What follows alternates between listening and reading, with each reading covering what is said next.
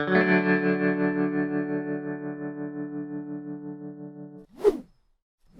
right, welcome to what episode are we on? 3? Episode 3 of the DillCast. It is September 11th. Never forget. Of 2020, and we're gonna talk about video games. I'm here with Austin. And special guest Noah. special guest Noah. Sorry, Damn. co-host Austin. Co-host Austin. Co-host Austin, who's like eating a grilled cheese right now, and then It's a ham and cheese, but okay. Yeah, sorry. I'll stop eating in the mic. that's okay. It doesn't matter. And then Noah, my friend Noah, dear friend Noah. You know what? Actually, before I get too far into what games we played, Noah, you know what game I'm really sad I haven't played yet that you bequeathed to me? What's that? I'll let you guess. What game do you think I'm super stoked to play? Oh, that I gave back to you? No, not that you gave back to me. The one that I got from your girlfriend. Oh, DK Jungle Beats with the bongos. I haven't played it yet, but I'm super excited to play Donkey Kong Jungle Beats with the Donkey Kong GameCube bongos. I remember that. Yeah. I was sure you were going to come out with a video with that soon. I haven't recorded it yet. Well, this room has been a mess, and so I haven't had enough like space to like set up a little like boom boom boom boom boom boom boom table. But I'm excited to play that game, man. It's gonna be awesome. I haven't played a good rhythm game in a long time. I'm trying to think of the last one. Might have been Thumper. Is that the VR one? I want to play Thumper so bad, but because I don't have VR, I feel like it's a waste. I don't think it's probably a waste, but it definitely is really cool in VR. Yeah, that game was pretty crazy to play. Yeah. Wait, Cody, have you ever played that Donkey Kong game? No, I literally have never known anybody who owned it ever growing up. That's actually very surprising to me that you never played it. Well, it was like, man, it probably came out 2005 or 6. I'd have to look it up, but it is like a rhythm game, obviously, and I think we were kind of into like other rhythm games then. I think it was like Guitar Hero and DDR. Dude, I got that DDR map from your girlfriend too, Noah. I know. Yeah. You know what I got from your girlfriend, Noah? Ooh, what'd you get? Uh-oh. Nothing. I thought there was gonna be some. We follow each other on Instagram. That's about it. She's a good artist. You know what I get from your girlfriend, Noah? What's that? A good feeling. You should stay with her. She seems really sweet. Appreciate that. Good idea. Good idea. All right. Anyways, Noah, since you're the special guest, we usually start with the special guest. Actually, Jake wasn't even the special guest for the first episode, but we still started with him. But Jake, he's a special guest. We just needed to get Jake out of the way. Honestly, that's kind of what it is. And I don't want to put Noah in that same hole. But no, it's not. No. That was only Jake. That was Jake specific. Yeah, because I didn't want to talk about fucking Final Fantasy and Sonic and shit any longer than I had to. So yeah. Yeah. All right. Well, Noah can take the floor. The floor, the stage. What are we on? Like in the visual world of what people should be seeing in their minds when we're dill casting. I mean, I don't want them. They shouldn't see my bedroom. We're just in the ether. I think we're just out there. We're floating in space talking about video games. Well, that's less cool. I like the idea that we're like. All right, we'll figure it out. Continue. No, we're in space talking about games. All right, Noah, talking about Odyssey adventuring. I assume you wanted to start with a game you've played through like 4 or 5 times. I did play through Super Mario Odyssey a ton during COVID. Yes. What do you like? Had you played it before? I had never played it before. Cody let me borrow his copy, and then COVID started, so I had it like the majority of COVID, and I just got super into it because I would watch. I watched Alpha Rad and Small Ant. So like 2 big streamers, YouTubers play through it, and like I don't know, I just got hooked on it, and I mean it's such a good game. So, and then Small Ant. Well, Alfred mentioned it a couple times. That Small Ant does a whole bunch of speed runs, and so I was like, you know what, let's try. So I like watched videos to figure out the route and everything. I put a timer on my computer. I did the whole thing. Oh damn. So you were hitting those marks like, oh, I gotta jump on this Goomba at 3 seconds, or I gotta jump on this do this backflip, twist, hat throw, dive into this at like 1 minute and a half. No, by no means am I like that. Okay. I've only done one speed run ever. If I did another one, it's been a while, but I just I messed up a ton. I don't know. I was nervous even though no one was watching me. I wasn't like streaming live. It was just myself. Yeah. So wait, what was your clear time? What'd you get? I did it in just over an hour and 47 minutes. Damn. So this is not, you're not collecting everything. This is just a get to Bowser and beat the final boss in X amount of time. Yeah, it's I think it's called an any percent run. Yes. And it's like 124 moons. That's how many moons you have to collect in that run. That's the route that I watched, so that's all I know. That's not a small amount of moons too. Like, I mean, consider how many moons or how many stars like Super Mario 64 has, which is like what, 120, 140 or whatever it is. How many does Sunshine have? I'd have to look it up, but it's probably not much more than that. It couldn't be more than 150, 200, you know? So I know that there's a speed run where you get everything from 64, Sunshine, Galaxy, Galaxy 2, and Odyssey. You Shine Sprites, right? What is that? Is that like the speedrun Mario people? Sunshine? Oh, that's what they're called. Yeah, they're called Shine Sprites. Yeah, I think there's 120. You need at least 50 to complete the game. Yeah. So that's where the any percent thing comes in, which is what Noah did, where he got 124 moons, but he any percented it by basically beating the game with whatever percentage it was. Right. Yeah, no, but I'm just saying, like, the older Mario games don't even barely have half that many moons. Yeah, exactly. To complete it. Which, crazy. if I'm looking at speedrun.com, my time would be 1,917th. That's not bad. I mean, honestly, that's not bad. I mean, consider how many people have played that game, and consider how many people have do speed runs. I mean, there's only like there's at least 1,019 people that there is. There is. No, that's awesome. That's super cool. The world record is 57 minutes and like 50 seconds or something like that. And what was your time again? 1 hour. 147. Man, an hour difference. So like 50 minutes slower than the world record. So Noah, wait, you have played what other Mario 3D games? It was the first one I played all the way through. I barely played any others except for Odyssey. I went all in on it. So that's awesome because now you are like being rewarded by having the Mario All-Star 3D game come out like 2 weeks from now or whenever that is. Yeah, it's Friday. It's a week from today. Oh shit! Yeah, I'm very excited for that. That's awesome. Yeah, it's gonna be fun. Just skip 64 and go straight to Sunshine. No, honestly, skip Galaxy if you're gonna skip any of them. Okay, I've only heard good things about Galaxy. I want to play all of them, but I think the one I'm most excited for is Sunshine. Sunshine's great. Sunshine's a great game. But I do want to play all of them. 64 is super fun. I never played it until the original DS. Yep. But it was super fun. I played the fuck out of that game. Yeah, that's a different game a little bit, but it definitely is still Mario 64, man. No, there's like different power-ups and stuff in that game. It's a different game. It's the same game. You can play as Yoshi in that game. You don't have to find him on top of the castle.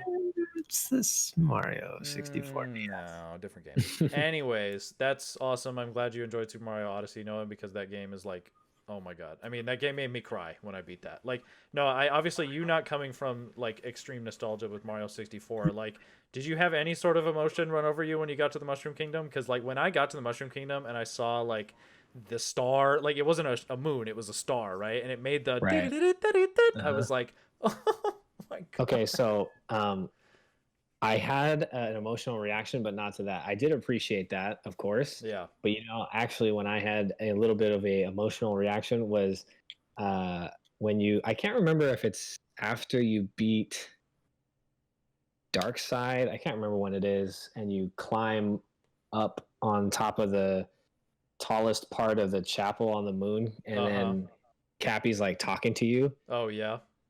And then he's like, I've been on a bunch of different heads and like we've seen so many things together. And I was like, wow, I felt like I really had gone through a lot with Cappy. That's awesome. No, I think that's the end of Darker Side, right? Because you get on top of that giant building. I think. Oh yeah. Okay. I couldn't remember if it was Darker Side. Dude, Darker Side of the Moon is a great level. Like, this is why I'm so excited for Super Mario 3D World to come out on Switch because I want you guys to fucking play that game because it's so damn good. There is a final level in that game that I thought was like the hardest Mario level ever, and then Super Mario Odyssey came out and that kind of like through the wayside. But oh man, Yeah, 3D darker World. side was tough for me, but Odyssey is the other. I mean, I also played a file where I 100%ed it. I got all the moons, all the purple coins. Mm-hmm. You Me know, too. Me too. I got all the moons, all that jazz. so It's a I great game. bought enough to get up to 999. Yep. You know what's interesting though is that you probably played the game after all of that, like not DLC, but like added content, like different costumes and stuff came through. Mm-hmm. Like you get like the sunshine outfit, like the little cool sunglasses with the shirt and stuff. Yeah, yeah. Yeah, I love that. That was awesome. All right. Anyways, what else you got, Noah? What else have you been playing? Well, one of the other big franchises I've always tried to play is Pokemon, and I Mhm. did play Sword, but that was whatever for me. But I did start up Pokemon Platinum because I've never played through that game all the way, and I know a lot of people feel like Gen 4 is one of the best gens, and I haven't gotten through it all the way yet. I think I have 7 badges. Okay, you're But almost there. I went through like the whatever it's called, alternate dimension, where you get Giratina, Oh yeah, what do they call that? and It's, I can't remember. But Spirit I've Pillar, really something or other? enjoyed. I have really enjoyed Platinum. Okay, I've never played through those games either. The what's it called? The Gen 4, those ones. Like I did. Obviously, we played Heart Gold, Soul Silver, and that is like the best. Mhm. But I never played through Gen 4. My first impressions of Gen 4 was like it was there was like they didn't add a lot of Pokemon in Gen 4. I feel like it might have been this maybe compared to Gen 2, like some of the least Pokemon ever added to a game. Wasn't there? I don't know off the top of my head how many got added each time. Yeah. Well, all I know is that like a lot of the things Gen 4 added were like third stage or second stage evolutions to Pokemon in Gen 1 and 2. Oh, true. Yeah, because they have like Electivire and Magmortar and stuff. Yeah, but I like a lot of the designs. Yeah. No, the designs are good, except for Burmy. Burmy is the Uh, shittiest Pokemon ever made. Gen 4 added 107 Pokemon, which Okay. is 7 more than Gen 2. Yeah, I was But gonna say. it looks like the smallest. Whoa, the last 3 have been super small. So What, Sword and Gen Shield, 1 Gen was 7? obviously 151, Gen 2 was 100, Gen 3 was 135, Gen 4 was 107, Gen 5 was 156, Yes. and then Gen 6 was 72, Gen 7 was 88, and Gen 8 was 87. Wow, that does not feel like that's what it is, but that I guess so. Damn. Yeah. Yeah. Interesting. But yeah, I mean, I don't know if it's the best, but I think it is very good. Okay.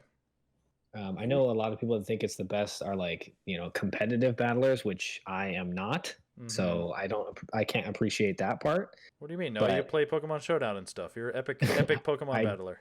I did play Pokemon Showdown for a little bit, like 5 years ago.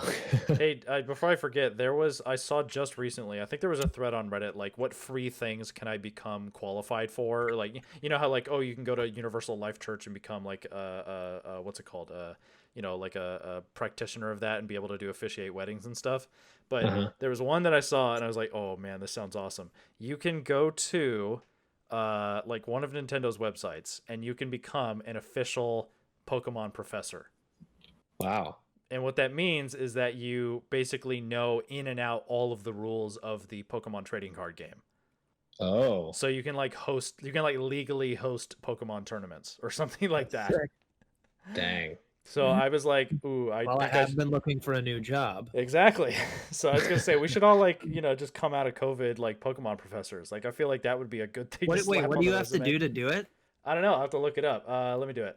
Because if it's as easy as because I feel like I know people that are like ordained ministers just for the hell of it, and if I can become a Pokemon, Pokemon master, whatever the hell you called it, Pokemon professor, I'll do it. All right, here I just posted the link in the Discord. Whoa, I get to be Professor Oak. Yeah, no, this guy's wearing like a legitimate like professor, like scientist outfit. The early bird gets the worm. You can become the Pokemon. Yes, you can become an organizer, a Pokemon trading card game judge, and I don't know what VG judge. Video game? Oh, the video game judge. Okay, so you can do both. And there's professor ranks: basic, stage 1, stage 2. Does it just smell really bad? That's just the basic level. Yeah, that's just the basic level. And in fact, you get that as just attending the tournament. You get that smell just like plastered on you. Gross. I still have to wipe myself off after the Smash Brothers tournaments I was at. So Okay, this has gone too far. Continue. Anyway, continuing on. So, anyways, that's cool. We should totally do that. We should become Pokemon professors. I have a brief question for the two of you on the subject of Pokemon. Okay. You guys were not very taken with Sword and Shield. No. I have heard good things from other people who like Pokemon and play the games when they come out. So I'm curious. I know we've talked about it here and there, but I'm sort of curious what your definitive thoughts on it are and why. You go ahead since you've played it more recently than I. So for me, I mean, there are things that I liked. I mean, even though it doesn't look as good as it could, I know that's a big problem for people. Is like, yes, it does look better than previous Pokemon games, but it still doesn't look as good as it could. Especially coming off of like other open world games on the Switch, you know. Right. I'm actually playing the overview trailer right now with no sound, so I'm literally looking at it as you guys. And then, I mean, I think some people might have preferred, like Let's Go, how it looked.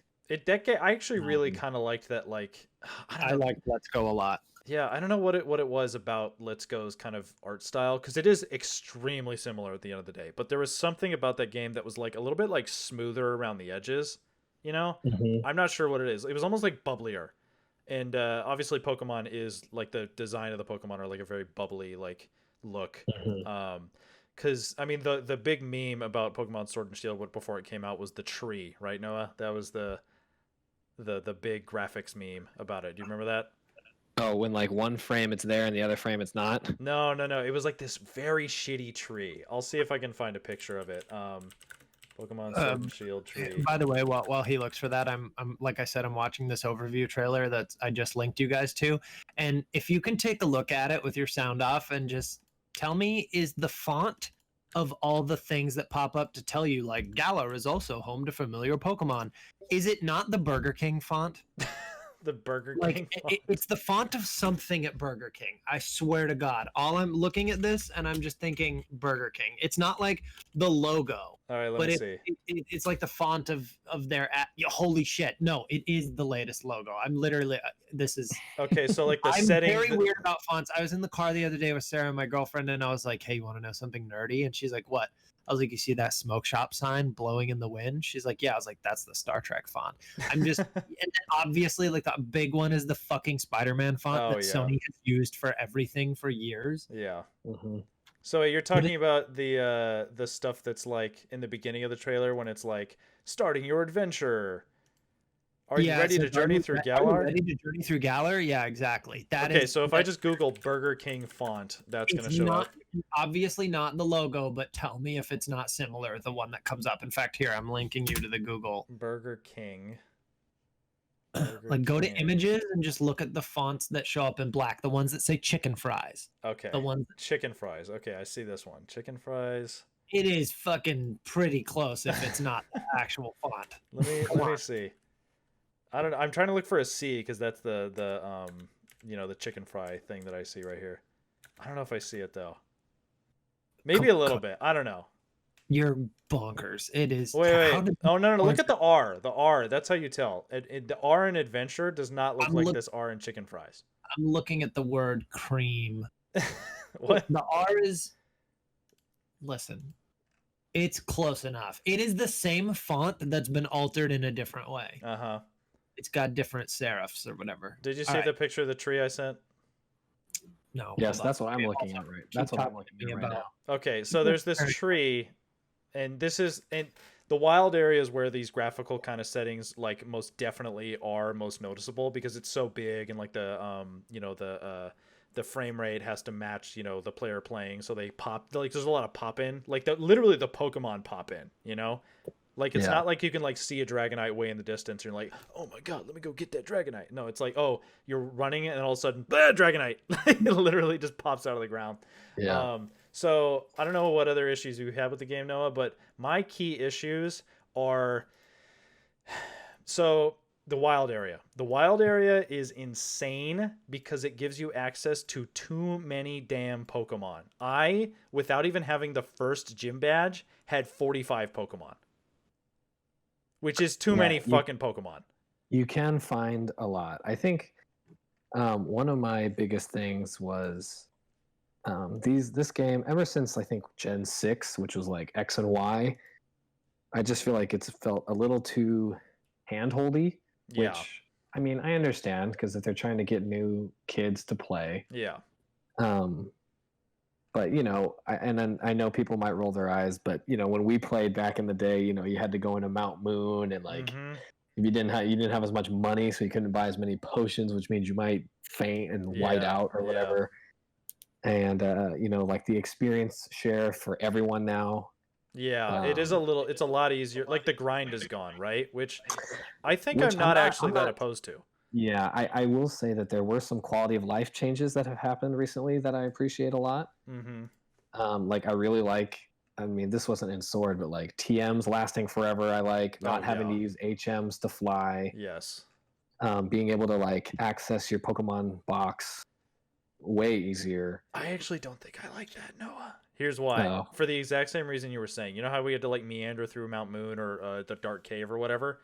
Like I feel like you had to prep for this adventure, like I get that. I gotta get this Pokemon. I gotta level up my Goldeen so it learns Water Gun, and because there's a bunch of rock Pokemon here, and then that's fair. But then in this game, it's like you have access to literally all of your Pokemon all the time, so it's like there's no like.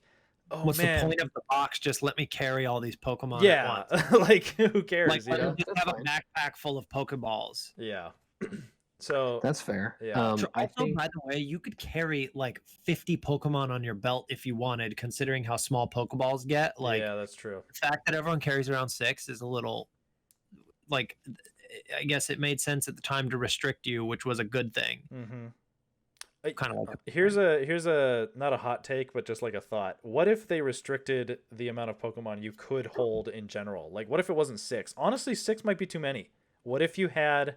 What if you could only have like 3? Like, I feel like that would like make the game harder, because it's like, oh, I have to, figure out my core team and not just like have one guy in the back that's my water guy, that takes care of all fire Pokemon, like I feel like that would allow people to like form deeper relationships with like their like core team of Pokemon, Yeah, but can't you play that way if you want? Can't you just carry 3 Pokemon? Oh, you totally can, but I feel like unless the designers of Pokemon, unless they go in and say like, hey, this is what it is, like people are just going to use the tools that people give them, Yeah, but I mean, it's also a game marketed largely towards kids. It is, but I still think there's room. I feel like we don't need to like Noah was saying, like handholdy babiness. I feel like we don't need to baby kids like that, because I mean, think back. Yeah, but cutting it down to 3, I think, is a lot. Maybe. Anyways, I literally came up with that idea like 2 seconds ago. So I think 6 is fine because I want the opportunity to strategize and have type advantages against anything if I choose to. And 3 would just make it impossible. Yeah. Well, maybe. But that's a whole part of the game is the type advantages. That's why that information exists. Yeah, but that's what I'm saying is like, okay, but here's what I did as a kid, and I'm sure every other kid on the planet does this too. Like Noah, like having played Pokemon Showdown, you understand like, it's more than just using the super effective move. You have to use your Swords Dance and then lay your poison dart trap so that they get poisoned, right?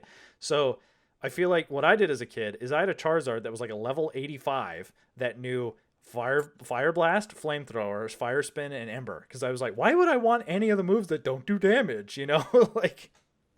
Well, I think for a playthrough, yeah, it's different than competitive. Playthrough, you can totally get away with just having Fire Blast, Flamethrower, Fire Spin, and Ember if you want. Yeah, because one of my gripes with a lot of the challenge of Pokemon is that the Elite Four is what it really comes down to, which is the Elite Four, their Pokemon need to go up to level 100. Like, I don't know why they don't. Like, they're the best of the best. They need to be the top dogs, right? It's weird that they're not maxed out. Yeah. And at least when you rematch them. Sure. And then that's fine, totally. And that's why Heart Gold Soul Silver is so good, because Lance has like a Dragonite that's like 85 or some shit. And it's like, oh my God, this is a high-ass battle we're having right now.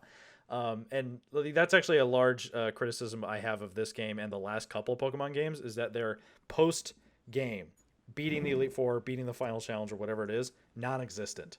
It just does not exist, So Pokemon Sword and Shield to me was like, okay, and I'll talk about another complaint I have with that pacing as well. But Pokemon Sword and Shield to me failed in that regard, because once you beat the champion, mean, Jesus, what else do you do? Do you catch the legendary and that's it? I don't even know. What did you do? No, I can't even remember.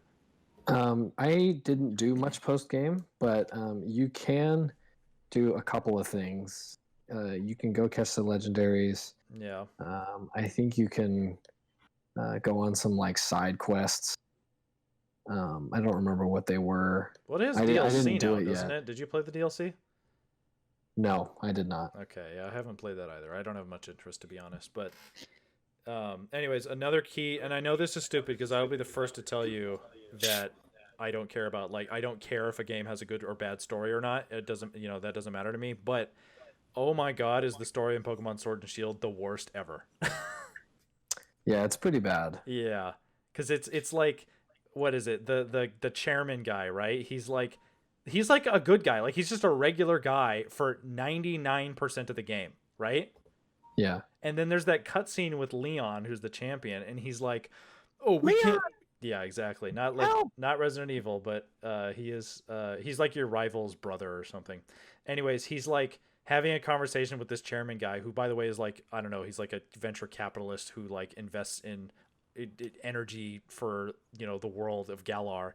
And he's like, "Oh, we can't do this, just wait until after the championship tomorrow, like the championship match tomorrow, like we can fix the energy crisis tomorrow, it's all good." And even the chairman guy's like, "Oh, this is going to happen in 1,000 years, we have to be ready." Like, he literally says that, like, this is going to be happening in 1,000 years. And then Leon's like, "No, let's just wait until tomorrow, it's all good." And then the chairman's like, grr, mur, mur, mur, mur. And then you go fight the champion, Leon, and then you, like, mid-match, the chairman guy's like, "I'm gonna activate the super bomb that's gonna give everything all the power ever." And then you leave to fight him, and it just came out of nowhere. Like, think about Team Rocket. Like, you meet Team Rocket in what, Mount Moon for the first time, or Cerulean City? This is the second gym. And they're like an established villain, and then in this game, it's like, hey, oh, wait, we forgot that this game was supposed to have a plot. Oh, throw this guy in, I will say that the Team Yell is also one of the weakest, like, teams. Oh, yeah. Evil teams. They're not even evil.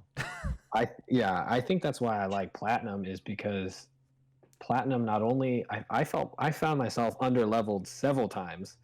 And I know Cynthia's supposed to be, the big baddie. Yeah. And then, what is it, Team Galactic? Yeah.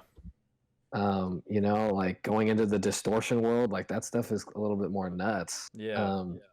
So, I get it. I will say, I feel like Austin's waiting for us to say something else good, because... all we're doing is dumping on this game. Because I do have something else that I did like about Pokemon Sword, is I feel like a lot of the new designs, I actually felt like they did a pretty good job. Oh yeah, sure. There's a bunch of good Pokemon I like. Like, I felt like when they were releasing them and, like, kind of teasing some of the new designs, and they came out, like, here and there, I felt like I liked a lot of them that came out. Because, like, Corviknight was one of the first ones, and I think Corviknight is great. Yeah, he's cool. They had, I know everyone was all big on Wooloo when it came out, because it's like this cute little sheep. I'm all in on Phalanx. Phalanx is the best Pokemon they've ever made. Phalanx is pretty great too. Like, Dreadnought was released really early, which was cool. Yeah. I have a weird. Oh, sorry. Continue. No, it's okay. I was just gonna say I love the pseudo legendary Dragapult. I think that's cool. one of my favorite Pokemon ever. His head is like a B-52 bomber, or a B-2 bomber. And then he shoots like the baby versions of himself out as like missiles. It's messed up. What were you gonna say, Austin? Oh, I just have a. So I want to say, well, the last Pokemon game I played was Let's Go Pikachu, but before that, I had bought Moon, and I was working on a movie at the time, and I ended up not having. I literally like bought it at the mall while we were shopping for stuff for the movie, and I ended up not having time for the next like month, because I bought it on like day 2 of this month-long shoot, and I didn't have time, and I ended up like never playing it. But also, that the beginning of that game was like, there was like a lot of story to get through, which for a Pokemon game was different and weird, and I just wasn't ready for, and so I just didn't have the time anyway. But that game has it was notorious for, it was just complaining about the hand-holdiness. That game is notorious for that. Like, the beginning of that game is like 3 hours long, and it's like, it was a bit much, and it wasn't. I needed something I could just jump into, like every other Pokemon game ever made. But one thing, I think it was that one. maybe you guys told me about a different one, but you don't have a rival anymore. They're like nice to you or something. Yes, all okay. And like Gary Oak was a fucking dick. Yes, smell you later, Gramps. I love Gary Oak. He's the best. Well, and then Gen 2, the guy was literally like peeping through the window and like stole a Pokemon. Yeah, and he's fucking Giovanni's son. Like that guy is Giovanni's son, Silver. And I'm confused because maybe the mindset is like, well, you know, we want kids to have friends and be friendly. But I'm like, yeah, but if you don't have someone who's the opposite of those things to bounce it off of, then where does the lesson come from? Exactly. Yes. But like, I don't know. I thought that it feels like it's maybe the games are too nice. No, they are. They Which is such an odd complaint. Like, these video games made for children about cute animals are way too nice. Yes. Like, no. But. You're totally right. You're totally right because it's not just the last game or two. It's been since at least post Gen 5. No, Gen 5. Think about Gen 5. No, does Noah? What do you think? Does N count as as your rival, or is he just like, you know, the final boss? What do you think?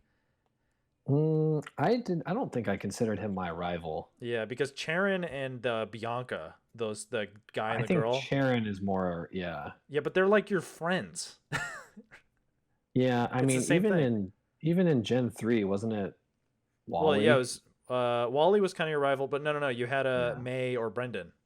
They were your rival, but they weren't assholes. Yeah. Honestly, fuck, I'm thinking about it. Maybe it went all the way to Gen 2 then. Maybe it was the last time we had a good rival.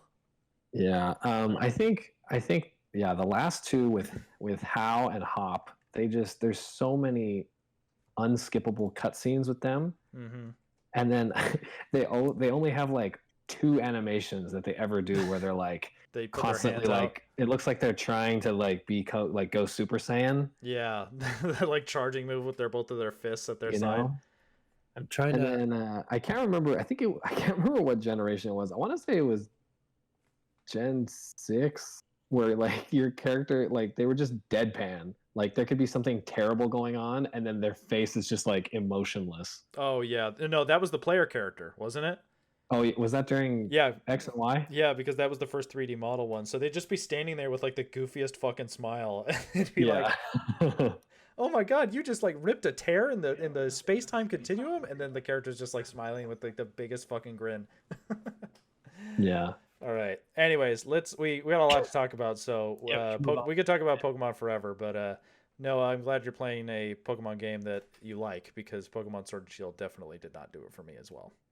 Yeah, so I'm excited to finish it up and, you know, get to Cynthia. There's a lot of hype about her, but yeah, I've really enjoyed it so far. I like a lot of the designs, so I was glad to play it too. All right, good. All right, you've also been playing.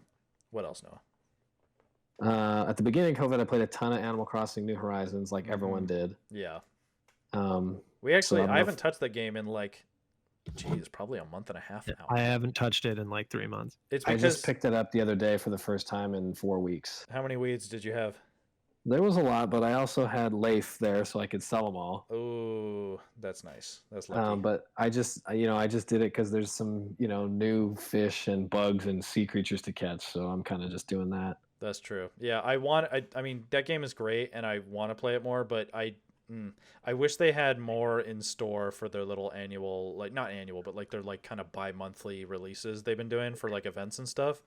Yeah. It's not quite enough for me, Yeah. Especially in a game where you not have to, but you feel like you should put in like an hour or two every day when you play it, Yeah, my biggest thing, as you know, was being able to breed all the flowers. Yeah. And once I got one of every single color and type, like I just was like, okay, I need to take a break.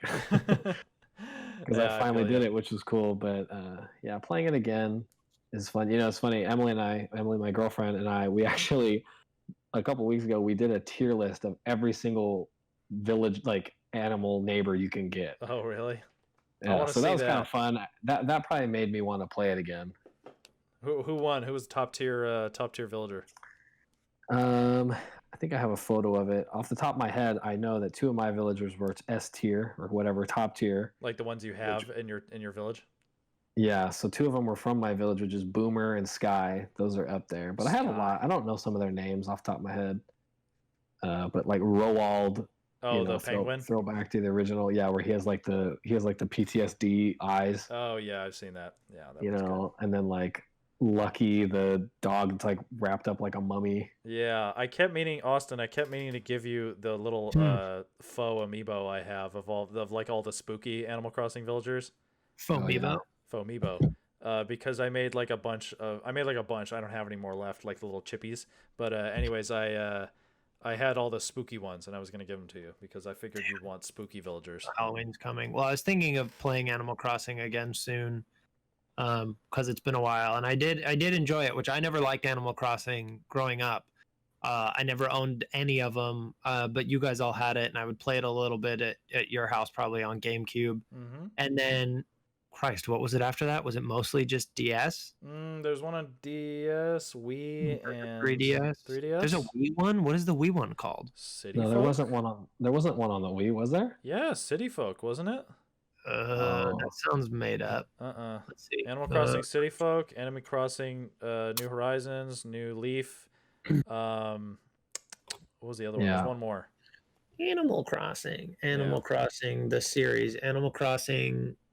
Okay, and then Animal Crossing Wild World. Wild Oh World. yeah, you're right. City Folk Yeah. was on the Wii. Told was you. on I the know my Wii. shit, man. I know my New shit. Leaf. New Horizons is the new one, right? Yes, it is. Yeah. Oh, yeah. Well, anyway, I never owned one until New Horizons. The only reason I got it is because a friend of mine from the theater I used to work at was texting me, and he's like, I'm in love with this game. Like, you have to play it. Please. I really want you to play it. And I was like, dude, I'm not going to play it. He's like, how much would you buy it for just to test it out? And I was like, I mean, it's $60. If it was like $30, I'd probably do it. And he's like, okay. And he Venmo'd me $30. He's like, listen, if you like it, pay me back. If you don't like it, I'll take the loss. There you go. And I paid him back because I did end up having fun with it, which kind of surprised me. Yeah. Because I never cared about it before. No, those games are so chill, and I literally could not have come out at a better time for like the state of the world, you know, because it's like, collectively we all needed that escape, you know, and thankfully everybody took that escape and they ran with it. Like that game did bonkers numbers for Nintendo. Bonkers numbers. They made so much money off of Animal Crossing. I'm pretty sure. Oh man, I'd have to look up the metrics exactly, but it definitely sold a ton. But I'm pretty sure it sold more than every Animal Crossing series combined, or like game series. Wow. I'm pretty sure. I'd have to look that up. That is an unverified claim. So, but I think I remember reading that. Anyways, I'm glad Animal Crossing is still finding a place for you. I haven't jumped back in yet, but I do really like that game. All right, what else you got, Noah? I think my remaining goals for Animal Crossing is just finish all the stuff in the museum, you know? Oh yeah, that was my plan, but then I was like, I love the music in the museum. Oh yeah, music specifically the aquarium section. The best song in the game though is 5 p.m. Fight Me. It's not actually the best song in the game. It's the aquarium 5 p.m. It's so good. 5 p.m. is pretty funky. I'm gonna play it, and it's gonna play in the background of the DillCast, and I'm probably not gonna get in trouble. You're gonna get copyright infringement. We are. I'm co-host. No, what the fuck? It's not playing. I don't know. What else have you been playing, Noah? Those are the main ones. I mean, obviously, like everyone, a lot of people in the world, not everyone. I've played a little bit of Fall Guys because it's been going around, but I haven't played much of it. You've played more than me though. You've already got that skin that you liked. The like shorts, the workout shorts. Oh, yeah, but I mean that's pretty early on. But I mean it's fun. I think it's fun to play when. I think the reason I haven't played it as much though is because it is more fun when you play with your friends in a group. Yes. Yes. So I mean, I think if we could consistently get a group of us to play, I think that would be fun to play a lot. Mm-hmm. Austin, did you get it on PlayStation when it was free? Oh, no, I did not. Austin. How much is it? It was. I think it's $20, maybe. Yeah, I think it's $20.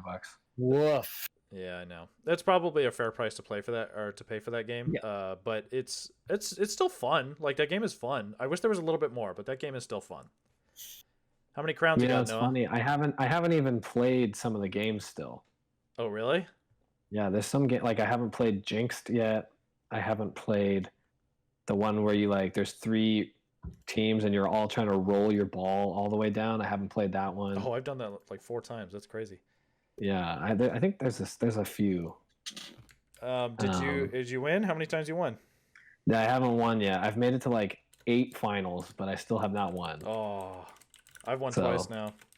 I'm still looking for the. I know we got one together Yep. online with John. Yep.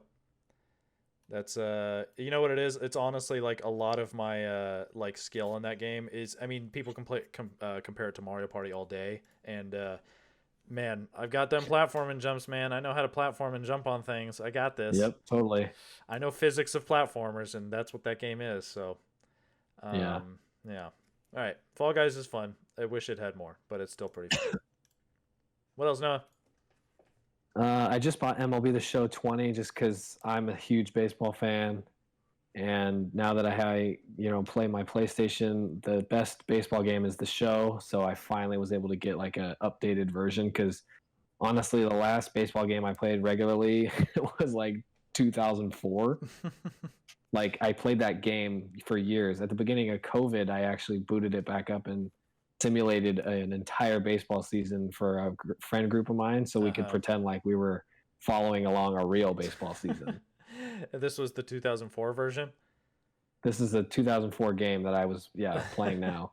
Is Chili Davis in the 2004 MLB The Show? Who's in that? Who's the top dog in 2004? I don't think he is. Well, Albert Pujols is on the cover, and he's still playing in the league today. Oh wow, okay. He's obviously not as good. You said it was the best option for baseball games? No, correct me if I'm wrong. Isn't it the only baseball game out there? The other option is RBI baseball. I've never even heard of that. And then other than that, it might be the only because 2K, they used to have one a long time ago, but it didn't do well. Yeah, they've kind of like the sports games are in a weird place right now because they kind of like bounce like depending on which console or like depending on which brand. Like MLB and NBA kind of had that feud, like you mentioned, like they had like 2 different companies making 2 different sports sims games, and it was like which one's the best. And then NBA Live, like that game, totally they don't make those games anymore. And then 2K took over. But I don't know. I don't play a lot of them. The last sports sim game I bought was NBA 2K14 because when the PlayStation 4 came out, there was no video games for it, so I just bought that game. And I feel like it's is it not just the same game every year but with an updated roster? I know that's like a big joke, but isn't that what it is? What's funny is this year a lot of people have said that Madden feels like that, but like I guess there's always been at least one other thing that is different, whether it's like how you create a player or whatever. Yeah. But I guess this year has offered like the least amount of differences, and so people are saying it's actually just a roster update, which to someone like people like us that don't buy it every year, we kind of feel like it's probably like that every year. Yeah. But I've heard a lot of flack toward Madden and 2K. I think the 2K one is just because the one of the main things in the game is like the shot meter, and it's like way different looking, so everyone's like missing all these shots because they don't know how to time it right. But that seems like something that'll change pretty soon. Yeah. Well, they just got to get used to it. It's like every fighting game that comes out ever, like Smash Brothers, is like, oh, you got to remember this little intricacy about this different move. Like that's why I can't play as Zero Suit Samus in Smash Ultimate anymore, because she's just different enough from the last game, which is weird. It's weird to complain about because it's like, wait, this game is different? Oh my gosh, how dare they be slightly different? But it's like, it is a little bit sad that I'm like, oh, I can't play as this character I liked, Yeah. But yeah, I feel like I either read this or saw this, and again, this is another unverified rumor, so I feel like I'm just full of unverified stuff right now, which is bad. But I feel like I remember like a FIFA game, and it was either in promotional material or it was in the game itself. But there was a year where a FIFA game had like a banner in the stadium behind a player, and it said like, for example, 2017, but it was 2018's FIFA. So everybody was like, oh, you're literally using the same assets like from last year. I think that's one of the things from Madden this year is someone took the animations that like the coach and players do when you win the Super Bowl, and they put them next to each other, and it's like 4 years in a row of the exact same animation. Yeah, that sounds about right. Well, that's okay. I know it's big on, if you're way into the sports games, then hey, all power to you. I hope you enjoy it. But yeah, I think it's a little sad that there's not an innovation like a huge innovation between years. But that's just the problem with an annual game. We just talked about Call of Duty last episode where we were just like, man, these are pretty not very iterative. It's just year after year. This is the game, except with a jetpack this time, or this is the game with a drone, or this is the Okay, game. when you add the jetpack, you make it sound cool. I do. Fair. Yeah, that's fair. Jetpacks are pretty badass. All games deserve jetpacks or grappling hooks. Okay, Noah, what else? I think I mean, you and I have played some Smash. Other than that, I've watched some videos of people playing games, but I haven't played much myself. But I think that's the bulk of it for me. I don't cast my net too wide with games, honestly. That's okay. I mean, you're still crossing a lot of genres and a lot of different stuff. Like, you know, you played a lot of Nintendo games because of your Switch, obviously, and you only very recently got your my PS4 working so you could play it. Right, exactly. Because you sold Noah a broken PS4. No, it is a working PS4 that Noah currently plays video games on. Therefore, I sold him no such thing. It's currently working. Austin, do you know how I got that from Cody? I don't know. So, Cody always wanted Jake to have one. Yeah. And Jake was like, I won't pay over $100 or something like that. And so Cody's like, okay. And so I said, so Jake, if I offer to pay $101, I can have it. And so he said, yep. And I said, okay, Cody, I'll pay you $101. Oh my God. So then I got it instead. Yep. Which I kind of feel bad about if Jake did really want that. No, but... Jake, no. I don't think Jake cares. Jake he got a kid. He's fine. Yeah, he doesn't need no video games. But he So Jake, when you listen, I apologize, but I guess if you really wanted it, you would have paid more money. He would have. But okay, thank God it was you, Noah, and not Jake. Can you imagine how much shit I would have gotten if Jake had to deal with like the beepy noises that you had to deal with? Like he would have. If Jake had to deal with you selling him a broken PS4. It works. It's a working PS4. Anyways, but can you imagine how insufferable Jake would have been with it? I literally never would have heard the end of it. I'm only not hearing the end of this because of you. Gives you shit about selling Noah a broken PS4. Exactly. Get it. Exactly. So thank you, Noah, for being the person that. Well, I sell you all my old shit. I sold you my 3DS. Yep. I sold you my PlayStation, which I still 4. use. Yeah, that's right. So. Yep, I used your Korra Blu-rays. I used your Odyssey game. I should open up a rental service. I hear that's a booming market in 2020, a physical rental service. Oh, totally. Oh, yeah. All right. Anyways, that's awesome, Noah. You're playing games. That's awesome. I'm playing some games. In COVID, there's been a lot of time to play games. So I'm glad that we get to play them and talk about them. So, Austin Bosley. Okay. What have I been playing in the last week? So the very first thing I did when we got off recording last Friday was I bought Darkest Dungeon on Steam. Dungeon. And I'm positive neither one of you have played this game. I actually have it on my Switch. I bought it on Steam because it was like stupid cheap. It was like $6. And so I got it because I kind of felt like, I have it on Switch and I really enjoyed it, but it might be better on PC just because of the clicking around instead of using the buttons. It's like a big menu-based looking game. I'm looking at it. It's a what? It's like there's a lot of menus to click through. So it's a menu. It's a lot of menus, but which I think last week I literally said if I see a lot of menus on a game, I don't get it, but I lied. Darkest Dungeon. First of all, I love the title because. Especially if you watch the trailer, when they say it in the trailer at the end, he's just the way he says it, it just feels like an old like video game. I don't know. There's something about the title that I just really liked. And I was like, all right, I got to check it out. Plus the art style is pretty cool. It almost looks like Mike Mignola's art, like the Hellboy comics a little bit. That's cool. But anyway, it's fun. I've barely played it on PC. One thing, the PC compared to my Switch is that it's probably faster on Switch because I'm just clicking things and like, running through fights a little quicker, but that's sort of the reason I wanted it on PC was to maybe like take it a little slower and just be better at it. But it is really fun.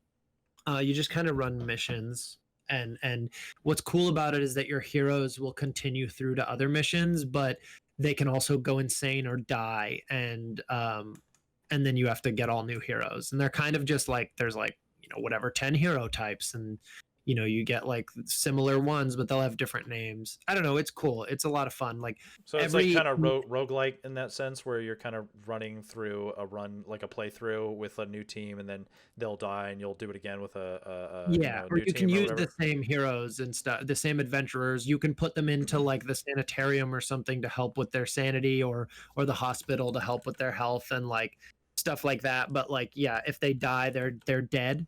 Okay.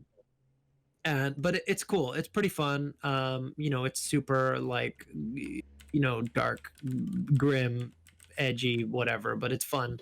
It's kind of a horror game. It's got a lot of Lovecraftian stuff in it, so obviously it's up Yeah, my you're into alley. that shit. So I grabbed that. That was literally Austin, the first thing I I'm did. looking at the DLC names for this game, and I like the names. Yeah, they're all cool. There's like, wait, is Crimson Court Darkest Dungeon or is that Hollow Knight? No, it's Crimson Court.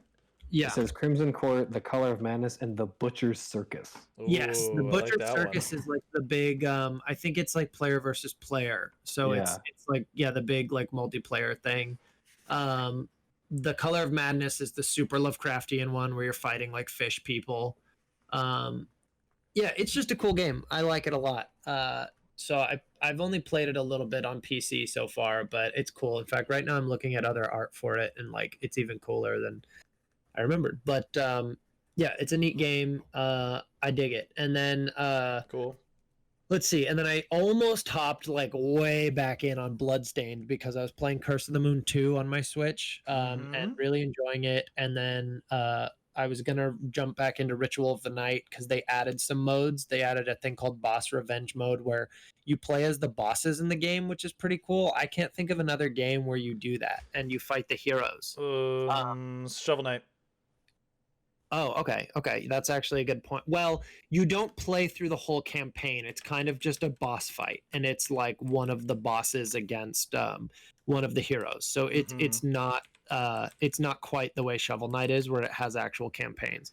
But that is a good example. Yeah. But yeah, so they added that, which is pretty cool. There's this one character that she like, she's like this, I don't know, a witch or something, but she uses blood, and she was one of the coolest bosses in the game. So like I just played as her against one of the heroes, Zangetsu, but I didn't jump too deep into it because I was like, isn't that a Street Fighter character? What? Isn't that a Street Fighter character? Isn't that Zangief? Yeah, Zangief. No, Zangetsu is not a Street Fighter character, Cody. Do you even video game? By the way, Street Fighter 5 is free on PlayStation Plus this month. I saw. I already have it. Yeah, though. I don't, so I got it. But I haven't played it yet. But anyway, so I didn't hop into Bloodstained because I was like, I have other games to friggin' beat. So I've been trying to I've been trying to beat Breath of the Wild finally. I literally got it like 3 years ago, almost to the day. I bought my Switch when I was on tour in the very beginning of October 2017. I meant to ask Noah if you had actually started that game yet. I haven't yet because Emily wants to watch me play it. Oh, okay. Sure. She was the one who influenced me to get it because she likes to watch people play, and she said that it looks really pretty and Zelda is pretty herself, so she wants to watch. Yeah, so I could actually she has a great voice in Breath of the Wild, whether debatable. Cody likes it or not. Debatable. Anyways, yeah, that game actually does have a really great art style behind it because it's like almost like a hybrid of the cel shady, what's it called, Wind Waker style, but it's like kind of this modern take on it. It looks great. That game looks very, very, very pretty. Yeah, but yeah, so I've been finally playing through the end of it. I was stuck on the Thunderblight Ganon. I wasn't even stuck as much as I just stopped playing, but then it turns out I was stuck because he's fucking hard. Yeah, he's and I'm going to try not to say too many spoilers for you, Noah, but the Thunderblight Ganon is a bitch. Yeah, he is. And then I had to beat that, and then I had to do the final. I had one Divine Beast left. Because I think you can do them in any order. For the most part. You can do anything. You can do anything in any order. You could literally just run to Ganon and start whooping on him if you wanted. Yeah, and so I had to do the last Divine Beast, which for me was the Goron City one, and then I collected the rest of the memories, which I did yesterday, and literally all I have to do is fight Ganon. Which I did enter the castle to go do it, but I was just not. I was like, I didn't get all the stuff I need to be prepared to do it. I also don't have that many hearts. Yeah. But yeah, so I need to just beat Ganon and I'm good to go. on that because I am excited for the Hyrule Warriors game. Warriors 2, the sequel. Yeah, well, so I've played the first Hyrule Warriors very little, and I know you've told me not to play it because I have not played Wind Waker all the way through, and it has spoilers. Yes, there's spoils a lot of that game. And so because you told me not to play it, but I wanted to play one of the Warriors games, I got Fire Emblem Warriors, which I was not as into as what I played of Hyrule Warriors. Well, you haven't played really any Fire Emblem games. Yeah, so. I don't know the world, so it's not as interesting to me. But well, the world, like the world in those games, is just like generic, landscape. Here's a mountain battle, here's a volcano battle. Yeah, but yeah. So I'm excited about the new Hyrule Warriors because I like Breath of the Wild a lot, even though it took me forever to beat it, and I also like the idea of the Warriors game with the Zelda style. So yeah. I'm pretty excited. I like the idea that it's like when you think of like a war in a Zelda game, like what does that mean, right? Like because I feel like if it were Breath of the Wild combat, like it would just not flow. Like well, I think the Warriors game is a good like we talked about is a good way to tell that story. Yes, definitely. And it'll be a lot of fun. And I think the art style's cool, and it's cool that it's like canon to the story. Plus, Breath of the Wild 2 is coming at some point, which I want to watch that trailer again because I remember it being really cool, but I'm waiting until I beat Ganon, which I might do after we get off of here. Oh, if you can. I can. Jesus, what do you think I am? You lost yesterday. You were saying, oh, I lost. I literally walked in there with like half hearts, not a bunch of stuff to replenish my. I told you I walked in. I was like, why did I fucking do this? And then I was just annoyed because I didn't want to go out and have to sneak all the way back in, even though sneaking into Hyrule Castle was pretty cool. Anyway, we're talking too much about a game Noah hasn't played. Spoilers. That's true. But no, I think you're really gonna enjoy it. It's a really cool game. Don't rush through it. Yeah, just play which it. I tend to do with open world games, but Breath of the Wild, honestly, something about it is I feel like every open world, it is the first open world game I played where I did want to just walk around and adventure around and explore. Usually I'm like, what's the story missions? And I kind of mostly do that. Yeah. But Breath of the Wild opened me up to just like embracing the open world and kind of, that's why I didn't beat it. Because I got to a point where I didn't have as much time to play it. Because if I sat down to play it, I wanted to just walk around and figure stuff out as I got there. I didn't want to like seek out objectives. But this game is designed in the way that it every single like turn you make, there's something new on the horizon. Like and it's designed with that in mind, and it does that extremely well because it's like an endless loop of like, oh, I just got this, oh, now I know exactly where I got to go. Because even if you like turn the camera a certain direction, it's like that was designed in mind, like if you were walking this way to the edge of a hillside and you couldn't climb up it, like you just don't have enough stamina or whatever, so you're like, oh, where do I go now? Let me turn the camera around and turn my player around, and then all of a sudden, because you're on this new perspective of something you couldn't see before, you're like, oh, there's a mountain, I can walk around this way, or oh, there's a hole over there, oh, there's a blah blah blah. And and that's the thing, is that's what I would do, is I would be like, wow, look at that mountain over there, I wonder what's up there, and then just walk to it. And so I wasn't doing missions and stuff. That's why it took me so long to beat it, because I would just walk around looking at stuff and exploring, which is awesome, and that's what you should do. But I never used to do that, and now I've noticed in other open world games, I do that a lot more than I used to, because I used to just do like story missions because that's what I cared about. But now I'm more about just sort of exploring and stuff. And yeah, I think because we've talked about how in the last couple of years I started playing World of Warcraft a bit, and I don't think I would have been opened to what I like about World of Warcraft without having played Breath of the Wild. Yeah, sure. I feel like my playthrough of Mario Odyssey will probably lead me to, because that's how I felt in Odyssey. Yeah. And I feel like that will lead me to having an enjoyable time playing Breath of the Wild. Definitely. Well, they both. I mean, Odyssey came after Breath of the Wild, of course, but they both come from that open world, template, right? But what they both succeed in, which is why they're so good, is that they both give a player every single corner of the game. There's something. You know, like even in Mario, it's the tiniest little reward. It's like, oh, you climbed, you see that little step that is just a little too high. Well, if you backflip off here and then jump here, there's going to be an invisible coin, or there's going to be like a 1-up, you know, or something. You know, there's no 1-ups in Super Mario Odyssey, but you know what I mean. It's like there's always something tucked around every damn corner of that game, and it is so impressive that they're able to craft that on purpose, right? Because a lot of games, a lot of open world games, especially. They kind of like rely on that randomness to kind of be enjoyable. Like, oh, I beat this monster and I got the random loot that gave me a super cool sword, you know, which I don't think is very cool because I want to naturally come upon things, not like be randomly generated something cool, you know? Yeah. Yeah. So those games do an incredible job. Yeah, you guys talking about Odyssey is making me want to play it again, but I think I want to wait until after I get 3D All-Stars and visit some of the older ones. Yes, definitely. I'm gonna do the same thing towards Odyssey. I'm gonna do the same thing. But then the other big thing I did was I finally played through the rest of Man of Medan, which is the first in the Dark Pictures anthology. I know, Cody, you've played Until Dawn. I don't think you have, Noah. Oh, I didn't even know that was what you were talking about until you said Until Dawn. Okay. Yeah, so it's not a sequel to Until Dawn, but it is more Until Dawn. It's the follow-up, and it is the same thing.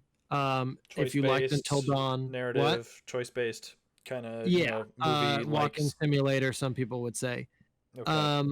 And so if you liked Until Dawn, you will likely enjoy Man of Medan. Although I will say that I did not like. I bought a PS4 for a number of reasons, but the thing that finally pushed me to get one, because I didn't get one until like maybe 6 months to almost a year after it came out.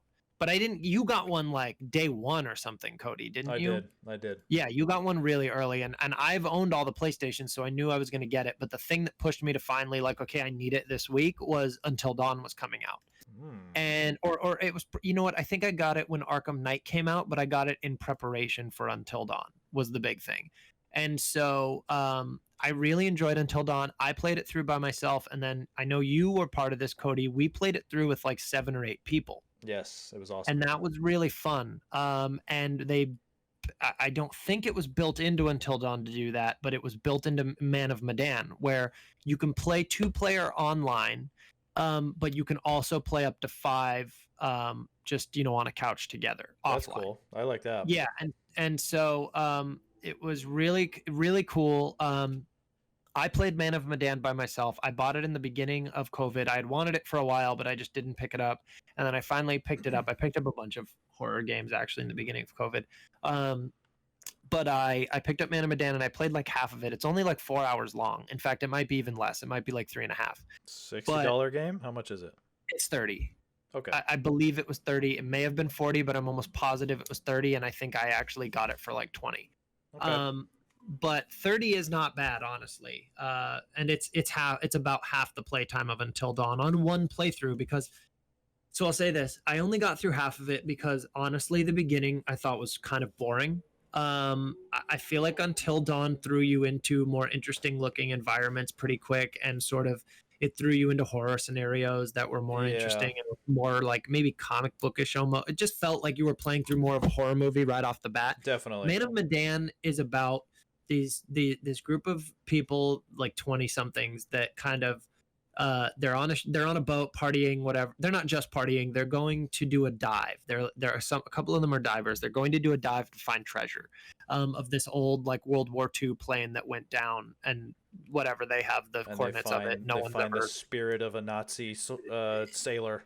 No, not at all. They end up on they get attacked by pirates, and then they end up on like a ghost ship, a World War II ghost ship, and it's full of World War II soldiers that died, whatever. And are the pirates old-timey, 1600 pirates? Or are they like, No, they're modern. They're like I'm the captain now type pirates. But they're not. Okay. They're not Somali or whatever. Somalian pirates, yes. Yeah, but anyway, so they so you end up on this ghost ship with the pirates, and there's tense scenes here and there. There's some jumps, but I think it took too long to get to the ship in Man of Medan. It's like literally like 2 hours in, which is maybe over halfway through. Yeah, and maybe you said it was only a 3.5 hour, 4 hour yeah, game, it's a right? short game. So like I feel like after hour one, I should have been on the ship. And then there's this element, and I don't know if subsequent playthroughs would, maybe I just didn't go on this branch of the game, but Mm-hmm. they're talking about the thing bringing people back from the dead. And so every time a character died, which I actually got a bunch of the characters killed, Oof. every time a character died, I felt like, oh, I wonder if they're going to come back. I wonder if I'm going to have to deal with that element of it. And I didn't at all, but I kept expecting that.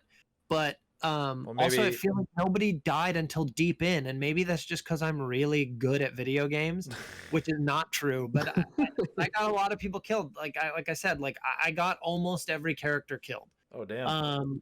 And they happened in pretty quick succession. And two of them were honestly shocking. Like I got excited because there are some action scenes where you're doing a lot of quick action, Quick time events. button hits, quick time events. And I feel like QTE. there should have been even more, because there are moments where you're running and you have to lock a door, and I'm not pushing anything, I'm just watching. And I'm Uh-huh. like, every time the characters are moving quick, I should have to make decisions, because so much of this game is me literally walking. Like there's no jog button, there's no Yeah. nothing. It is so slow.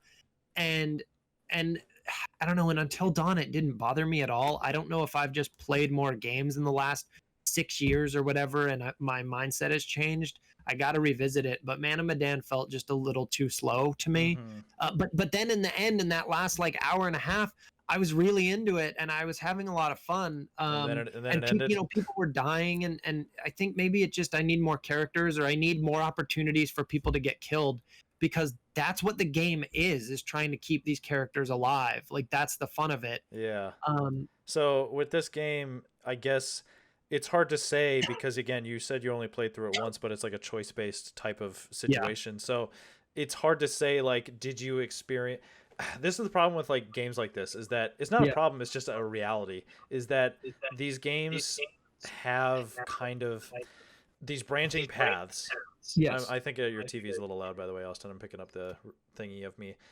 So these branching paths occur, and then players go down these paths, and then if they yeah, like such a struggle to create a game where that path to the right is equally as satisfying as the path to the left. yeah, Because like I don't know that I took the best path. yeah, Like because you could come out of that game not liking it, because but it's like, yeah, oh, but I went down the shitty path.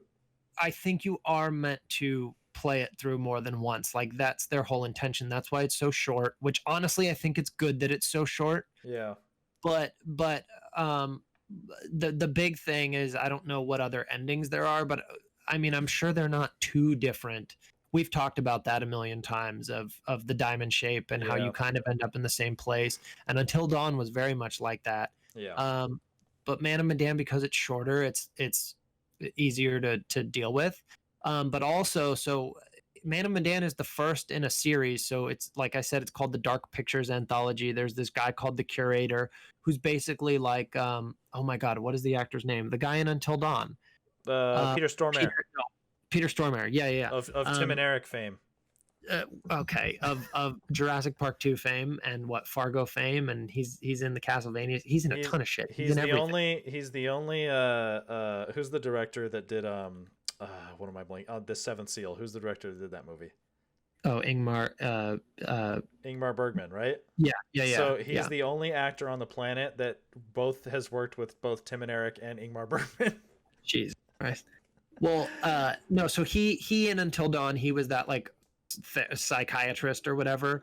So the Dark Pictures Anthology, obviously starting with Man of Medan, has this character named the Curator, and he's in like some kind of library, and he's kind of your narrator and your overseer. And so that's kind of neat. He's going to continue into the other games, I assume. The next game is called Little Hope, and it comes out in like a month and a half. It comes out at the end of October. And honestly, the trailer looks way better. They all seem to feature Halloween. Yeah. They all seem to feature like kind of a big, a recognizable actor. So Man of Medan has Sean Ashmore, who was Iceman in the X-Men, the early Bryan Singer X-Men movies. I thought you were about to say Sean Astin, and I got really excited. No, Sean Ashmore. and he's also in an Adam Green movie called Frozen from Ariscope Productions. Oh, that's the Disney film. I'm familiar. Yeah. Oh no. But yeah, he's in Frozen. He was the which voice is of Olaf. pretty solid. No. But anyway, so he's also in Quantum Break, the game between Alan Wake and Control. We're gonna talk about Control later, so I'm glad you brought up that. He's the lead in Quantum Break. So anyway, so he's in Man of Medan. And then Little Hope has oh my god, why am I forgetting his name? He was gonna be Pennywise. Hold on. He's in Where the Millers. He's in Bandersnatch. What the fuck was that thing called? Oh yeah, the Netflix Black Mirror thing. Yeah. He was in that. The diamond-shaped choice adventure. Will Poulter. No, I'm not familiar. So Will Poulter is in Little Hope. It looks like it's about like Salem witch trials. It looks more up my alley, and it honestly just looks like it has more action from the get-go, but obviously I've not played it yet. But there's a freaking achievement or a premonition. There are these moments in Man of Medan where you'll find these pictures, like paintings on the walls. And when you look at it, it shows you a premonition of what's to come or what could possibly happen. And there's one premonition towards the end that said, it was called A Little Hope, and it showed Will Poulter. And I honestly couldn't tell if that was something that could potentially happen in Man of Medan or if it was literally just a flash forward to the next game. But it was kind of cool. And so I'm very excited to see this series kind of unfold. I will likely play through Man of Medan again before Little Hope comes out just to get a little more out of it. But I am more excited about Little Hope than I was about Man of Medan. Mm-hmm. But they're pretty cool. I mean, I really liked Until Dawn. So when I picked up Man of Medan and realized this is literally just more Until Dawn, I was pretty excited. But again, I think those first couple hours were pretty slow. And then it just ramped up extremely quickly, and then it was over. Yeah, exactly. By the time it started to get really interesting, it was done. And I mean, I got a bunch of fucking people killed. But the other side of that is maybe I wouldn't have had as much fun if I didn't get people killed, because some of the fun is when you're like, oh my god, and that guy like died. Yeah, exactly. You get them killed and how it happens, and that's an interesting thing too, is seeing all the other ways to get people killed or to not. Again, another like thing you can't know unless you play it again, which reminds me of a story the developers of Pyre Supergiant Games, Supergiant Games. They were talking about how the end of that game they had a lot of like kind of choice-based situations where you had to like send a character out of your party, to go, like the whole goal is you're trying to get out of this like little wasteland area up until like the magic city up in the wherever it is, and there's comes a point where you have to like win like 10 matches in a row, and if you win a match you can send one of your party up to that city, and you lose them, right? So it's like, oh, which one are you going to send? Are you going to send your character you liked or the character that isn't so good, blah blah blah blah blah. And they spent all this time like developing that part of the game, like this like choice based section, and players didn't go back to replay it. So they were like, oh, why did we waste all this time designing this if no one is ever going to go back and replay it again, Yeah.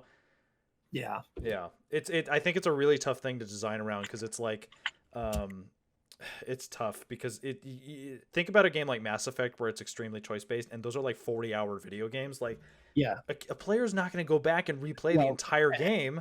And that's why, like, I will go back and play Man of Medan because it's only like 3.5-4 hours. That's like, I can literally do that in an evening if I wanted. Yeah. And I probably will before Little Hope comes out, like the day before or something. I'll likely run through Man of Medan again.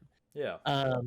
But you have to keep them short like that. But then, of course, that means you have to sell it for cheaper. But $30 for that game is like perfect. Like, I didn't buy that day one. I think I honestly I didn't pay that much attention to it, so I didn't understand that it was more Until Dawn. Which, watching the trailers again, which I did last night, I'm an idiot, because it literally is like from the creators of Until Dawn. Here's more. You didn't know it was Until Dawn. It just took me longer to buy it, but like I'll buy Little Hope day one, even though I didn't even like love Man of Medan. But that's the other thing to understand about me, is even if a horror game is kind of janky, which truthfully, except for the big franchise name ones, they usually are, and I just feel like they remind me of B movies, which I love. Like they're not great. Like in the beginning of quarantine, I bought Man of Medan, which isn't like the B movie style that I'm talking about, but I bought Vampire, that RPG. Yeah. And I actually barely played it, but I did get it for like $20. But I liked it. It's cool. It just, I wasn't in the mood for it. And then I finally played through Call of Cthulhu, which I had owned for a little while, and which was absolutely a janky B-movie horror game. And well, then if anything, that's mirroring the horror movie genre in a lot of ways too, isn't it? Because yeah, and so that's why, like, even if they're crappy, it appeals to me and I'll buy them. And truthfully, most of the time I like them. Yeah. Like, I love the Splatterhouse remake they did on PS3 and Xbox 360. I think it is so much fun, and it's just like a silly beat 'em up, but it's a blast, and the music is cool. And like, I want them to remaster that. I would buy the fuck out of that. And like, I don't know, you probably never played Lollipop Chainsaw, because I've never met another human being who played it, even though that wasn't like a small release game. No, it's a lot of people play that. Yeah, it's James Gunn, but like no one we know played it. Yeah. Because I'm the one who plays all this shit. But like, your dad would always buy you like BMX XXX and shit like that. Okay, but Lollipop Chainsaw isn't like that. Like, beyond, yeah, okay, she's in a skirt and she got a chainsaw, but it's not like BMX XXX.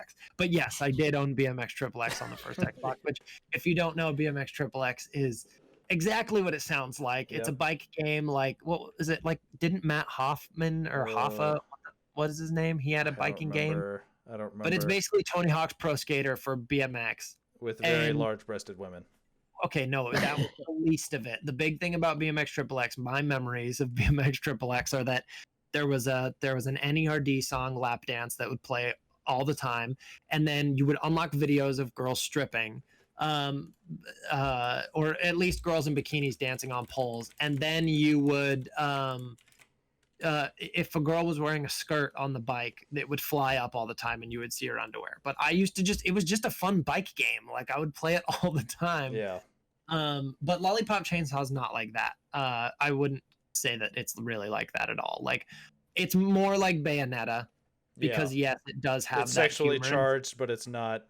It's not like BMX XXX was. I just wanted to but talk it was a about lot of BMX fun, and you like second. She like attaches her boyfriend's severed head to her belt and like fights zombies with a chainsaw. And if you pre-ordered it, which of course I did, you got a skin of Ash, specifically Army of Darkness Ash, but Evil Dead whatever Ash. And so that was a lot of fun. But yeah, I always go for the horror games. There aren't as many of them as I'd like, obviously. Like, last night I was looking at maybe buying Dead by Daylight on PC. I have it on PS4, but I feel like it might be better on PC. But the multiplayer stuff, I know I won't play it much. Yeah, well, that's the whole draw of that game, isn't it? 90% of it? Yeah, it's just multiplayer. And I wish I liked it, because I think it's really cool that they have so many different killers, and some of them are licensed, which is awesome, but they have like original ones, which is more interesting to me. But I'm not going to play multiplayer that much, so it's not really worth it. Yeah. I saw that. I don't know if this is a new thing, but I know now, at least I've seen where you can play as the killers. Oh yeah. Well, on Dead by Daylight, you've always been able to. I didn't know if that's always been a thing. Oh yeah, it's a 4-on-1 game where someone's the killer and everyone else are the survivors. It's very similar to the Friday the 13th game, or Prey. I think. Wait, which? Prey. That game didn't do very well. It was like Prey? one No, person Evolve. plays. Oh yeah, Evolve. Wasn't it called Prey Evolve? Prey is a first-person shooter. Oh, why am I thinking? Maybe the player class was Prey in that game, and that's why I was confused. Probably. And so I actually never played Evolve. I feel like you can't get it. I was looking for it. I feel like that game didn't do that well, and I know it didn't do well, but like, that doesn't mean it's not fun if I get it for cheap. Like, we loved Left 4 Dead. That's true. Like, you can't even get Evolve on Steam. I don't know where it's for sale then. That's wild. Yeah. But anyway, so what's it called? No, Man of Medan was pretty cool. I'm very much looking forward to Little Hope. And any horror games, obviously. Send them your way. Yeah. Yeah, I don't play a ton of horror spooky games, but Wrong. I just don't. I play Resident Evil games, and that's it. And I'm good. That was something I was going to say about Man of Medan, is that because you're walking around like a spooky ship the whole time, it made me really, really want to replay Resident Evil Revelations, the first one. Isn't that a remake of 1, or how does that work? I don't know what Revelations No, Resident is. Evil Revelations was a 3DS game. And it's awesome. It looks great on the 3DS. I thought it played really great. It was so much fun. I loved it. And then now you can get it on Switch. You can get it on PS4. Revelations 2 was made for PS4 and Xbox, and it was released like episodically, but now you can get the whole thing, and there's a collection on Switch. That's where I have it is. But I haven't played the first one on Switch, and it does look nicer, obviously, than the 3DS version, but I really liked it, and it's on a spooky ship, like an abandoned ghost ship. It was really, really fun. Okay. And it's obviously more action-based than Man of Medan. Spooky times were had by Austin on the spooky ghost ship. It's good shit. Right. My turn. I'm going to talk about video games I played. I haven't played a lot this week. I beat Super Mario Brothers 2 on the All-Star, or not the All-Star collection. The All-Star collection on that they put on the Nintendo Switch Online. Super Mario Brothers 2 is a weird video game. It is, obviously everyone knows that it wasn't the original Super Mario Brothers 2. It was another game that was reskinned to be Mario. But that game is really weird. Have you guys ever played it? I've seen gameplay of it. Okay. You like pick up the turnips and you throw it at the Shy Guys and stuff. It's crazy how many like Mario staples are from that game. Like Luigi being able to jump high, or the princess being able to float, or Shy Guys, or whatever. All of them are from that game, but they didn't originate in a Mario game. It was Doki Doki Panic, right? It's just crazy to me how like a totally unrelated video game has had such an impact on like the personality of Mario characters, you know? But that game is super weird. I'm playing through Super Mario Brothers 3 also. Man, I feel like if I was a kid growing up, I feel like I would have just, loved all this shit. But since I didn't grow up with an NES, I only replayed these games probably within the last like 8 years or so. And Super Mario Brothers 3, hot take, I don't like that game very much. I think it's got a bunch of bullshit. That's funny because on their Wikipedia page, I'm literally seeing this line that says Super Mario Brothers 3 was praised by critics and is listed as one of the greatest video games of all time. Mm-hmm. Hot take. I one of my largest complaints about platforming games is where you're running, and mostly this is in Sonic games, but you're running, and then something you did not see or could not see in time or react to in time just blasts you out of the sky and you die, you know? This happens a lot in Super Mario Brothers 3. Like you're running and then all of a sudden there's a Lakitu and all of a sudden there's a fucking Spiny. It's like it's not like telegraphed, you know? Like there's not like this moment where you get to see that the Spiny's like, oh, he throws Spinies. Okay. It's like instantaneous. Now there's a Spiny. Oh, instantaneous. This block is falling. Instantaneous. There's this wall that was here that you didn't see before. I don't know. I feel like it happens to me in Mario Brothers 3 a lot. And it's honestly a little upsetting to me that this is a Mario Brothers game, but it is what it is. It's still fine, but it's not my favorite Mario Brothers game. I'm playing through it just to beat it. And anyways, that's Mario. We're going to talk about a lot of Mario in the coming weeks because I'm going to be playing a lot of 3D Mario, so I don't want to get all Mario'd out. So I've also been playing Final Fantasy Crystal Chronicles Remastered, which was the GameCube game. Obviously, this was the remastered version on Switch.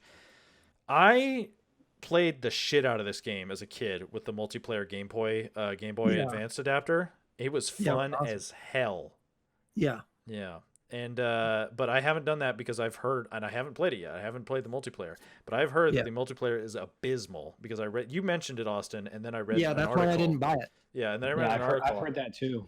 I read an article about like a week later, and everybody's like, "Yep, this is abysmal," and I was like, "Oh my god, that's really how it is." So it's basically like, you know how like in the original game you like all have your own little controller screens and you're all like controlling it on the gamepad, and you all have like you're all a part of the same party, right? So the multiplayer aspects in Crystal Chronicles Remastered is only in dungeons, so you can't like party around like, and you drive the little truck around. You don't really play through the campaign? No, you don't. You only join up when it's dungeon time.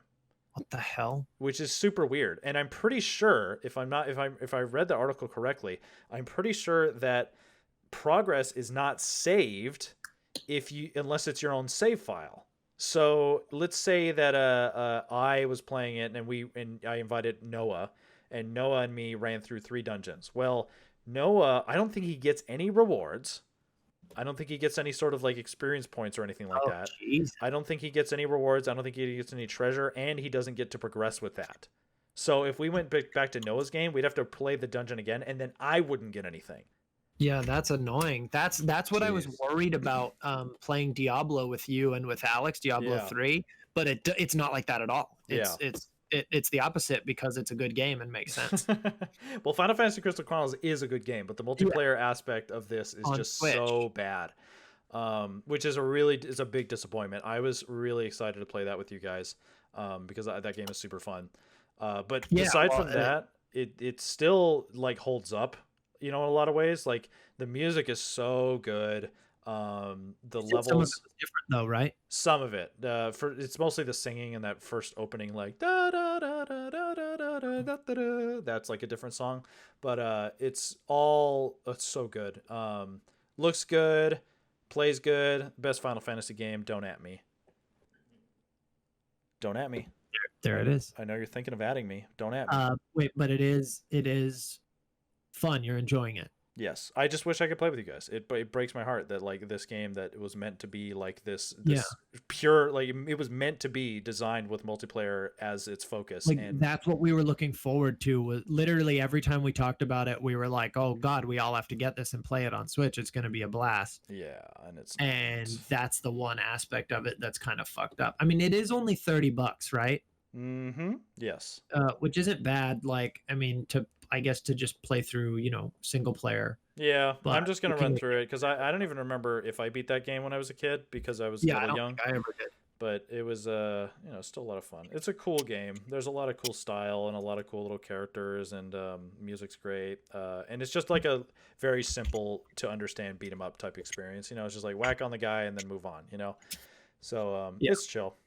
Austin, you didn't play Reach with me last night, but I played a little bit. Because I thought you were joking. I thought you were playing Halo 1. I've been telling you I want to play Reach because I've never played it. I very specifically said, let's play Reach. And you said, fuck you, bitch. And you didn't play with me. That actually might be true. I don't think I said fuck you, bitch, but I may have. You didn't. But, okay, I thought you were just saying we could play Reach. I didn't realize that that's what you guys were doing. No, it was just me. Simon couldn't even play, so it was just me playing.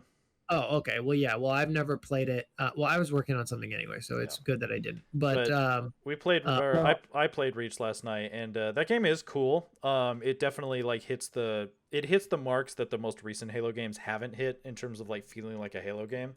Yeah. But it's weird not playing as Chief a little bit, but it's still pretty fun. It's cool. Like it just drops into the world of Halo, and it's kind of like a treat for those that I like. I would never suggest, despite this game being like a prequel, I would never suggest this be somebody's first Halo game. Yeah, that makes sense. Because it's it kind of expects you to understand like what a Spartan is, and you know all this other stuff about Halo, what the Covenant is, all this other nonsense. But it's still cool. I will play that game more, and I want to play all the Halo games eventually, and I'll get to them. But yeah, that's Reach is a good time. It was as far as I'm concerned, it was the last good Halo game. So it's a long time when you really think about it. Yeah. Wait, there was something I was gonna briefly go back to, and now I'm forgetting what it was. Halo, Crystal Chronicles. No. Never mind. Actually, no. I remember what it is. But finish your games first, and then I can ask about it. So Halo was fun. Halo Reach is fun. I wish. I hope Halo Infinite is fun. I hope that game is fun because if I feel like the Xbox One's gonna be in a dark place otherwise. But we'll talk about Is it on Xbox One? It's going to be on it, or it's going to be on both Xbox One X and the Xbox One Series X. Okay, so it's a new Xbox game. It is not an Xbox One game. It's both. Is it though? It's if anything, I would say that it's more Xbox One because it was originally slated for it, and it's if anything, the game, if it was meant to be like portrayed as like a next gen title, if anything, it's going to be held back by the fact that it's going to be on Xbox One. Maybe. Yeah, but we'll see. All right. Well, what else have you played? Also, I forgot because our talk about BMX XXX, I totally been playing Tony Hawk Pro Skater, the remake that they put out. How is it? It's awesome. It's super good. Oh, I gotta get that. Yes. Yeah, I gotta get it too. It's pure Tony Hawk. It feels exactly like it did. It looks really good. You know what I've struggled with is that I didn't think I was like amazing at that game, but I'm really bad at this game right in 2020. back in the day, I thought I could get away with like, doing all the, getting all the trick scores and getting all the tapes and no problem, right? But I'm thinking back, I'm like, shit, did I really just enable every cheat every single time I played that game? Like, Infinite grind. yeah, infinite grind. You do the moon gravity. You do the all that other stuff. The infinite special. I feel like as a kid I probably did because I'm really bad at this game without those.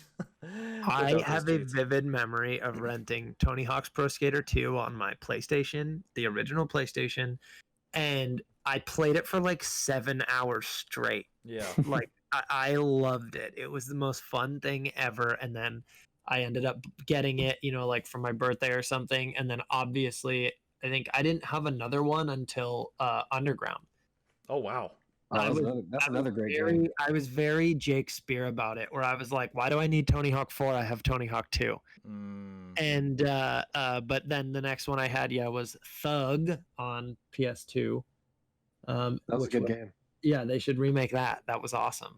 It's also Need for Speed Underground was awesome. What the fuck was that? I'm looking at them right now on my shelf. But yeah, literally they're right next to each other. What the hell was up with these Underground games? Dude, that was just like the style, or mid 2000s. It was like, oh, everything's underground and cool, like remember on Xbox 360 when you could choose your like gamer zone for your gamer tag or whatever? It was like pro fucking I think one of them was Underground, wasn't it? I don't remember this. You don't at remember all. that? Oh, yes, vaguely. Yeah, you could choose like where your avatar stood or something. No, you're thinking of something else. Here, it was like, the zone. It was here. I'll send a picture of it in Discord here. Gamer zone. It was awesome. It was like, it was so stupid. It was basically like, oh, choose like, oh, are you Underground? Are you a pro? Are you a super gamer? And it was just about the dumbest thing on the planet. Oh, what? This isn't gonna work. Hold on. Cancel. Let me send this. Gamer zone. My gamer zone was definitely Underground. You see that right where it says like the guy's name and then it says rep, gamer score, and then zone. Oh yeah. Do you remember that, Noah? Yeah. So That's yeah, funny. I totally remember that, but I don't know what the hell that It was. didn't mean anything, but there was one was Underground, and again, mid 2000s, man, we were just really into the Underground. Underground gamer. All right, so all the gamer zones were recreation, pro, family, Underground, and there was cheater. Cheater, you couldn't choose it. It would only that's Cody playing Tony Hawk. Yeah, only if you were banned on Xbox Live using cheats, you would get that. That's funny. That's really funny, actually. That's awesome. I was definitely Underground because I'm a pro, but maybe I should have been pro. Shit, I don't know what I was. Anyways, those were cool and weird. I miss those kind of like weird gamer days for the Xbox. Tony Hawk Pro Skater is a lot of fun though. It's Michelle's been playing it too, and she like loves Tony Hawk, so we're just like running like through each of the levels, and just kind of like doing as many challenges as we can, and then moving on to the next one, just because we don't want to stick around too long. But the soundtrack still is great. It's got Superman on it, so what the hell else do you need? I just want to play Tony Hawk 2. Yeah, well, that's part of it. It's Tony Hawk Pro Skater 1 and 2. Yeah, it looks great. No, it looks good. And there's a skeleton character, so it's Bony Hawk. Oh yeah, that's awesome. Is that his name, or did you No, his name is like Gerald or some shit. I forget, but not as cool as Bony Hawk is way tighter. Yeah, that's where it's at. Yeah, that game's a lot of fun. I would highly recommend it, especially if you're looking for just, hey, it's arcadey, Austin. It's arcadey, don't you know? Love arcadey. What was I was gonna buy that Tesla Force game I mentioned the other night because it's so arcadey, but it's like actually like a beta version that's out, so I'm gonna wait. Speaking of arcadey things and twin stick shooters, did you know that there are 2 twin stick shooter Halo games? No. You didn't. Okay, so they're called like Spartan Assault and Spartan Strike. I've never heard of this. And they're on the Game Pass is how I discovered them, because they have the Master Chief Collection and then Halo Wars 1 and 2, and then Halo Spartan Assault and Halo Spartan Strike, and they're just like twin stick shooter Halo games. That's cool. And they're pretty cool. Like I've not played too much of them. I just booted one of them up because I was like, what the hell is this? It's pretty neat. I mean, I like the twin stick shooters are kind of fun to hop into. So, Yeah, it's cool, but it's super strange. I was like, what the is? I've never heard of this. Like, what the hell? Yeah, that's cool. You know what's wild is that there's like a lot of little random Halo games like that. Like I never really played Halo Wars 1 or 2, and there's like a Halo arcade game now, a Halo Wait, you arcade never machine. played Halo what 2? You cut out for a Halo second. Wars 1 and 2. Oh yeah, so I played the beginning of Halo Wars, and then I just played StarCraft. Yeah. Like, but yeah, I've played the arcade game. They have it at Dave and Buster's. They've had it for years. Yeah, that for a It's long like- time. In fact, I still think it might be. It was the most recent Halo release. Was that arcade Yeah. machine, and it's been out for years now, which is Well, kind of it's crazy. yeah, Fireteam Raven. Yeah. It's cool to Um, see in an arcade like this series that like I feel like kids these days like don't really have a large attachment to. Yeah, because not like we do. Not like we do, because Well- that was the game, man. Well, it's also weird though walking into an arcade like a Dave and Buster's and seeing like Halo, Luigi's Mansion, like Mario Kart. It's like Yeah, what the that's true. fuck? That's very The true. Luigi's Mansion one is crazy. I don't even think I've played it yet. Still, I need to check it out Oh, whenever. the arcade one? Yeah. Oh, I've done it. But the best game at Dave and Buster's, by the way, is fucking Star Wars Oh, the Battle Pod or whatever. Yeah, the Battle Pod. That's awesome. Noah, what's the best Dave and Buster's arcade machine? Man, I haven't been to a Dave and Buster's. I don't think I've been inside Dave and Buster's more than once or twice, honestly. What the hell? Wow, really? Yeah, I think so. Well, to be honest, you're not missing out on a ton, but there are some cool. it's There's fun, some though. cool stuff there. They're definitely like the experience of an arcade in 2020 is so different than it was obviously years ago. But a lot of mobile game arcade machines, like that's what the biggest draw is for these kids to see. Oh, they have Flappy Bird, the arcade game. Oh, they got the Angry Bird Yeah. arcade game, and even those are dated, for nowadays. But yeah, that's like one of the larger draws is these like crossover blah blah blah arcade machines. It's not like games are not born in the arcade anymore. They're all branded type stuff, right? Yeah. I do remember doing I think it was the Jurassic Park one where you get in and you're like enclosed in the. Oh yeah. Well, Yeah, which I one? mean, No, the that- original one or the newer one? The new one is like I'm thinking from like when we played at Mulligan's back in the day. Oh, that's the original one. That's the cool one. Yeah. yeah. Well, the new one's fucking crazy. It is pretty fun. Yeah. I remember. Do you remember the level with the Tyrannosaurus Rex like chasing you down and you have to shoot it and shit? The original, yeah. You mean that is like the premiere level? Yeah. Is it the first level?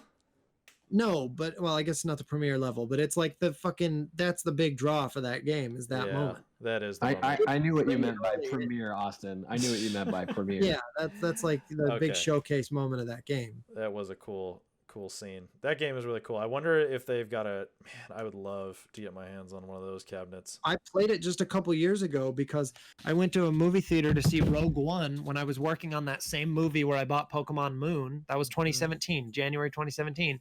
And we walked into the lobby and they had the Jurassic Park arcade game. And I was like, what the fuck? That's awesome. I was like, I have to play this right now. And Yeah. I did. And I made everyone wait for me. And it was great. That's so cool. I wonder if how many of those are running around still, because that's a giant machine. It's huge. Oh, yeah, I'm sure. Yeah, it's going to cost you to get one of those. Yeah. Well, we'll find out later. Anyways, How much one costs? Are you ready for this? Jurassic. I think it was like 13 grand. 13 grand. Woo. That makes sense. Yep, 13 grand right here. Oh, no. Sorry, that's for the new one. Oh yeah. Oh. On eBay. Mm-hmm. Are you ready for this? A coin-operated Jurassic Park sit-down moving video game. It is in good working condition. $1,150. Oh, that's not even that bad. I could just go buy that right now. That's not that bad. Oh shit. Okay. They also have a Fred Flintstone coin-operated Flintstones card. Do you remember those? I don't think I remember this It wasn't a Flintstones game. card. It was just one of those little moving things. But I remember Oh, everywhere. It's $900. Wait, where is this game? Because this says local pickup. God damn. All right, we got a road trip to Smithtown, New York. My family lives really close to there, actually. well, we'll put it in their garage and they can play it for Holy as long shit! as we. This is like $1,200. That's way cheaper than I would have expected. That's honestly, not that bad. That's not that bad. For that giant hunk of thing, that's yeah. that's And if pretty it cool. works, that's crazy. All right, noted. Hey, when COVID's over, Dill Games will have it. Don't worry, it's all good. Yeah. All right. Let's go to news. Noah, Yes, sir. did you ever play the Scott Pilgrim Xbox Arcade beat 'em up game? I did not. You missed out on a good game. So you're familiar with like those side-scrolling beat 'em up games, like the X-Men arcade game and Yeah, of course. yeah, like TMNT. So it's kind of like that, right? Where you're just like crossing around, and you're just like beating up waves of guys. For the longest time, it was not available like anywhere. Literally for like years at this point. And people, because I see it on Twitter all the time, because Edgar Wright always tweets about it, that people are always, every time Scott Pilgrim comes up, they're like, where's the game? Where's the game? Why can't I get the game? Yep. So they're finally re-releasing it out. It's awesome. Yeah. Dang. It's going to be on Switch, PS4, Xbox, and I think it's going to be on PC too. Yeah. I feel like I'll grab it on my Switch. Yeah, it's probably a good Switch game. Good Switch title. Yeah. They So yeah, to play together. yeah, it's one of those Yeah, multiplayer. Let's do it. It has online multiplayer. I checked that out. So that's cool. You have River City Girls, right? I do. Because River City Girls looks like the exact same thing. That in fact, like in terms of art style, for sure. Like It's very similar. Yeah, pixely, kind of like blocky looking. Yeah, guys. I really want River City Girls. It looks really fun. Plus, I like the other Way Forward games like Shantae and the Mummy Return, or the Mummy Demastered or whatever. Yeah. So that game is cool. I need to play it more actually, but yeah, the art style is very similar to the Scott Pilgrim game. But anyways, yeah, they're re-releasing, which is really cool. It's exciting for game preservation is a problem because there's so many games out there that just don't have a platform anymore, or the platform that they were on, it just doesn't work. Like how many like 30-year-old consoles out there are just like not working anymore? Yeah. Well, my PS2 finally stopped working. Honestly, it works once in a while. I just haven't tried it in a long time. And my PS3 stopped reading discs, but everything else works. So in fact, I have Scott Pilgrim digitally on my PS3, so I could still play it. Yeah. But I can't play it with anyone, obviously. Yeah, exactly. Yeah. But like I was saying about Splatterhouse earlier, I have that on PS3 and I can't play it. Yes. Because my PS3 doesn't read discs. Oh, that's no good. Yeah, it's not fun. Yeah. Well, Scott Pilgrim's out. I'm excited. It's pretty fun. It's not out. It's coming out. It's coming out. But yeah, it's pretty fun. Beat 'em up. Yeah. Speaking of beating things up, we mentioned it, but Hyrule Warriors announced their little sequel there. The only reason I'm mentioning this as news is because I did, and we touched on it, but I wanted to touch on the fact that how cool it is. I think that they are kind of experimenting with the Zelda series in a way. Like they did this with Cadence of Hyrule, where they kind of like, hey, like go make a crazy game with a Zelda brand on it, Yeah. And I think it's cool that like this is like the perfect game to tell the story of Breath of the Wild's war. Yeah. And I'm super excited to play that. I think it looks really cool. It looks like Breath of the Wild, which is awesome because it has the same art style. So I mean, in many ways, this is the second Breath of the Wild game. Like this, it kind of is.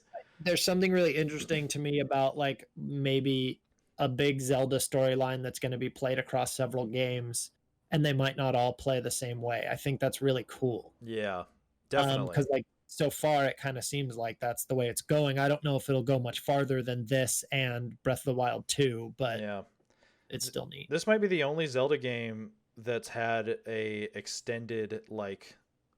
This is definitely the only sequel to a Zelda game that is not a Zelda game. Well, I see what you mean. Yeah, but I was gonna say in terms of Breath of the Wild 2 being Breath of the Wild 2. Yeah, like the sequel to that. Mask is kind of like it's Ocarina of 2, but it's a different game. Yeah. Yeah. It's the Ocarina of Time and Majora's Mask was, as far as I know, until Link Between Worlds came out, the only game that had like the only Zelda game that was like, oh, this is like a direct sequel to the previous game. Yeah.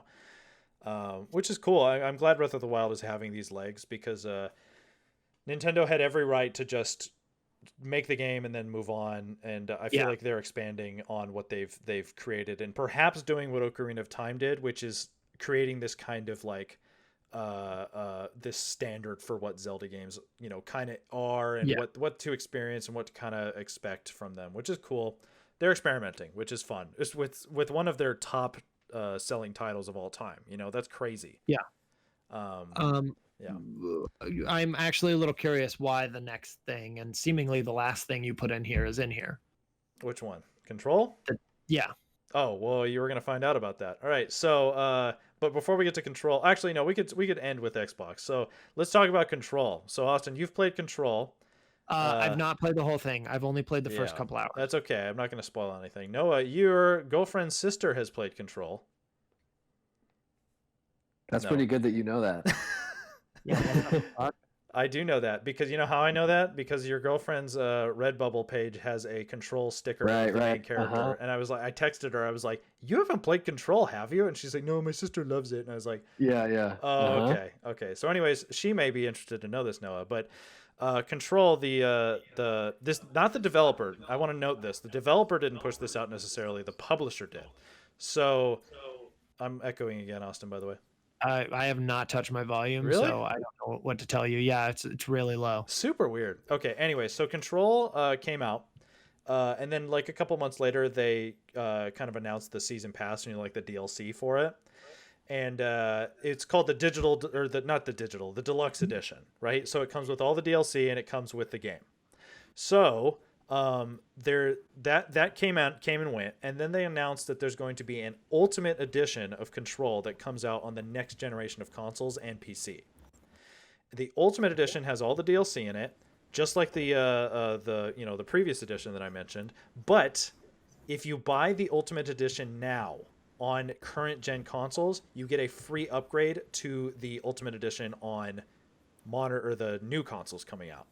So which kind of sucks because if you're like me, where you wanted to support Control early because you thought the game was really cool, I bought that season pass, so I have all the DLC and I have the game, but I didn't buy this Ultimate Edition, so I don't get that free upgrade, right? Yeah, which kind of sucks. And so that was a big old issue. But the reason I put that article in there, Austin, is because 505, 505 Games? What's their publishing company called? Is it 505? 505 does 505 is the publisher, not the developer. Okay, yeah. So 505 Games, somebody, I don't know who, but somebody in the article here basically complained to 505 saying that they wanted to test the re-download of the Ultimate Edition. So what happened is that they have both the Ultimate Edition and the previous edition, right? And they basically said, hey, we have the Ultimate Edition, and they deleted it off their console or whatever.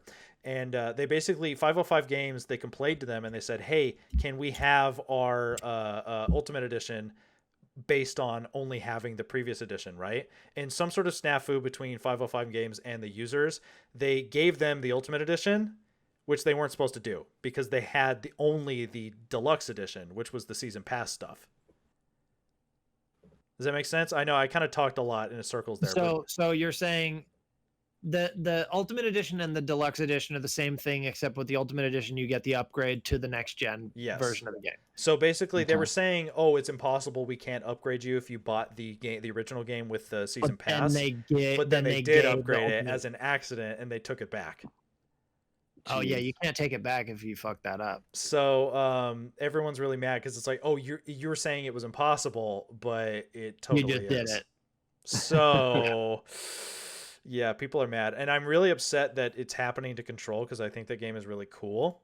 And it couldn't have happened to like a worse game in that regard because it's like a really cool game and kind of a small studio at the end of the day, not like a huge giant studio. Mm-hmm. And it's sad that these like publisher decisions are affecting like probably the future of what Control could or is. I feel like they've gotten fucked before because like I don't know. I feel like Alan Wake has sort of gone down as like a I guess a cult classic. And Alan Wake is 10 years old, but then Quantum Break was only on Xbox One and the Xbox One didn't sell, especially at the time Quantum Break was out. So I don't know really how well Quantum Break did. I don't know a single person who owns it or has played it. Well, it was only on Xbox One, wasn't it? It's only on Xbox One and PC as far as that's because nobody had an Xbox One.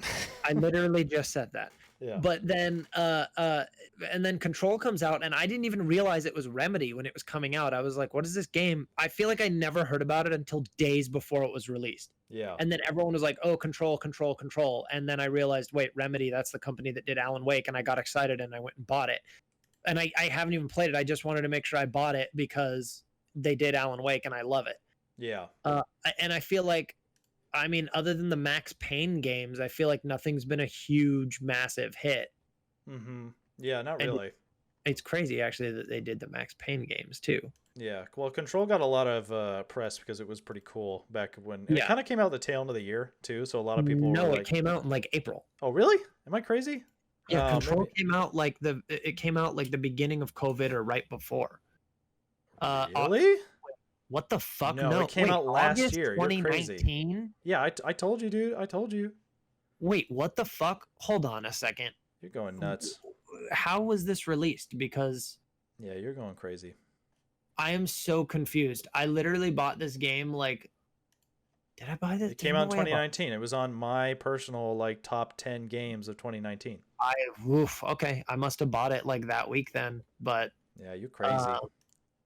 Yeah. Okay. Well, whatever. I didn't realize it was that long ago. Jesus. Why did I think it was the beginning of, you know why? Because in the beginning of COVID, I was like, oh, I'm going to start this over and finally play this. Mm-hmm. No, that might have been it. Yeah. I haven't because I'm going to play through Alan Wake, then I'm going to play through Quantum Break, and then I'm going to play Control. Makes sense to me. Yeah. All right. So anyways, it's sad that Control's having to deal with that, but yeah. Every other news was overshadowed by Microsoft this week announcing officially the prices and kind of this secondary console. I don't know if you guys saw this. Only overshadowed for you, by the way, because I have not heard about this at all except from you. No? Okay. So anyways, Xbox Series X is the new Microsoft console, right? It is a giant, fucking huge brick of a console. Okay. You mean the mini fridge? The mini fridge, yes. And so it is $500, $499. With this is pretty crazy. So they have Xbox All Access, okay, and what that is, it's basically the Game Pass, but with more. They also have EA. You know how EA, they have this, I think it's called EA Play or EA Access or something like that. It's basically the same idea as the Game Pass. You get access to all the EA games. It's bundled with that. So you get like a shitload of games right out the gate, like a buttload of games, but it is a monthly fee to pay for that stuff. It seems like, I mean, that's a big winner, but you know what that tells me? We're not owning shit anymore, guys. Like, this is the generation where we're going to officially like start to own less and less games because it's been talked about since the last gen, but this is where it's really going to happen because it's you're going to pay for these subscription services and get the games that you have, and then once they cancel it or once you're done with the console, you'll never get to play those games again, right? Yep. Which is a scary thought. Releasing them, which is a scary thought. But what interests me is that other Xbox they announced, which is the Xbox Series S, not the Series X. I saw that. It's only $300. That's not bad. I mean, that's the price of the Switch. Like a Switch. Yeah. And it's only digital too, so no discs whatsoever. Which is really interesting. You know what I saw about the Xbox Series S? What? Well, first I saw that now, so they have the mini fridge, and then this one just looks like a speaker. It does. It has the giant thing on the side. And then people were saying I think I saw it on Reddit. They couldn't believe that Xbox didn't take the opportunity to put the Xbox logo over that black circle. Yeah, that's super weird. Yeah, that would have looked so much better. Yeah, no, console design is in a weird spot. Like, you saw the PlayStation. I mean, everyone's made fun of it, and everyone's made fun of the Xbox. Like the Wi-Fi router. Yeah, and it's like, I don't know, like the form factor is it's kind of like, look at an original Xbox 360. Like, that thing looks dated, right? Yeah. But I'm looking over at my Xbox One right now. I'm like, that looks like, like a very, very, like, this could probably be a thing in 20 years. I'm like, oh yeah, that's just that device. That doesn't look like an old ass piece of something. But I think that's what they're kind of going for with the Xboxes now. It's just like very angular, very very rigid, and very like, hey, this is a box. This is the Xbox, right? Like, what else could it possibly be? But the Series S really interests me because $200 is nothing to laugh at. Like, that's a lot of money you'd be saving to buy this thing. 300. 300. No, it's $299. $200 difference. Yeah, it's $299. You're saving $200 is that's a lot of money. And there could be a very, very large chance of success for that. I know the PlayStation has a similar vibe going on with it, but they haven't really announced that yet in terms of like what price and all that stuff. But here's what's interesting about Microsoft finally pulling the trigger and announcing their price, which is everyone was thinking like there's this tug of war between Sony and Xbox, like who's going to say their answer first, like who is it going to be $4.99, is it going to be $5.99, is it going to be $3.99? Because think back when they announced the PlayStation 4 and the Xbox One, same day Xbox One came out and said we are $500, and then the PlayStation came out that very same day and said we are $100 cheaper. Yeah, like they wait to see what Xbox is going to say. Yep. And so but what interests me in this regard is that they have both of these consoles, so I feel like that's kind of mitigated, and changed, because it's like, oh, it doesn't matter if it's $100 cheaper because the Xbox S is $100 cheaper than that, So, and there's no way in hell Sony's going to sell a console for less than $300. Like, there's no possible way they can go below that.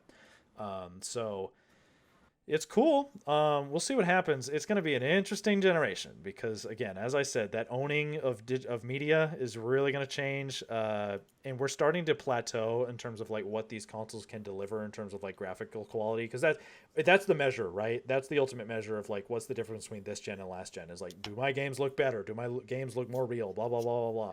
And we've plateaued. I mean, honestly, I plugged in Red Dead Redemption, the first one, the other day, and that game is like 10 years old. And I was like, this game still looks pretty damn good. And it's I don't know, we're plateauing in a way in that regard. But yeah, Xbox One coming soon, comes in November.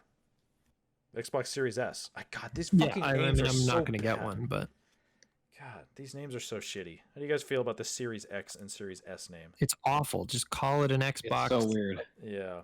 Didn't Xbox One have an S and an X too? Yes. Yeah, it's annoying. Xbox One S and Xbox One X and the Xbox One. It's real shitty. I don't know why they're going with X and S, two things that sound so similar. Like, what the fuck? Yeah. And it's also already called an Xbox. That's a lot of X's. They should call it the triple X. That should be it. And they should only make BMX games. That would be great. Way to circle back. There we go. That's our button. That's how you do it, Austin. I think that's how you end a show. I think is you That's make how that you circle understand. All right, that was a long one. Shit, we're like 2 hours in. Yeah, well, I think the last couple have been about the same. All right. Well, no, if you're expecting to get out of here in an hour, I apologize. By the way, when I say the last couple have been about the same, we've literally only done The two. only couple? Yeah, the only couple. I prepared myself by looking at your previous videos for these, and I saw that it was like an hour and a half ish. Uh-huh. Yeah. So Well, you have more intelligent things to say about video games than Jake Spear does, so.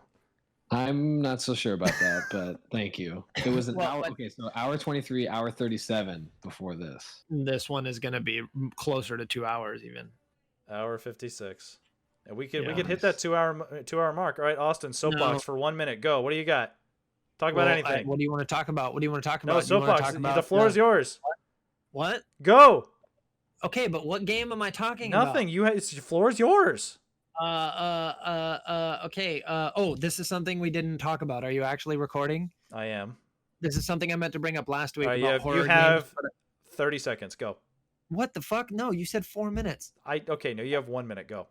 Okay, this is more than a 1 minute thing. This is a preview of coming events. Is that I fucking hate if you try to watch gameplay of a horror game. I hate the way YouTubers like do commentary for it. First of all, I hate commentary on gameplay videos as it is. Wow, But- way to just like rub the dirt in Dill Games'. Sorry, whole I thing. always look for the video. There's a reason that people upload videos that say no commentary. Because No, I fully understand that. I Yeah, and so 1000% if I'm understand looking that. for the gameplay, I'm looking for the gameplay. I totally understand watching with commentary is a separate thing. You're watching for that person.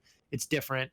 Like, okay, Cody, when I watch the Dill Games video, oh, I realize now why you said that. Okay, when I watch the Dill Games videos, like I want to hear what you have to say. I already know the game. Yeah. But I look up gameplay all the time just to see what a game is like, and I don't want commentary when I'm going for that reason. That's why I don't But I have a lot of interest in streaming like new games or recording new games, because it's like I want to play games that everybody knows about, and just Yes, and, exactly. And that's why I like hearing the talking over that, because I want to hear this person's opinions of it and whatnot. But all like horror game commentary is always someone kind of making fun of it, and even when it's a good horror game and it's annoying, and it's like horror games are about the atmosphere and stuff, and it's the same feeling I get when like you're watching a horror movie and someone has to keep cracking jokes instead of shutting the fuck up and just like letting it happen. Like I can't stand it. So I just every time I look up a horror game, it's the same like irritating voice, yeah. and it's not the same person. It's just the same cadence of the way they're saying things, and I can't stand horror game commentary. Yeah. It's Well, honestly, I can't stand a majority of game commentary like that in general. Because and I feel it's so hypocritical, of course, because exactly what we said. But I totally am just like, man, I just want to like play this game. That's why like whenever I talk about like a game, I'm like, you should fucking play this yourself. Like you need to play this, and hopefully me doing it in front of you would be like, oh, okay, this looks like a game I should experience. Let me go play it. But I 1000% agree. Right, Noah, you have 30 seconds. Go talk about whatever.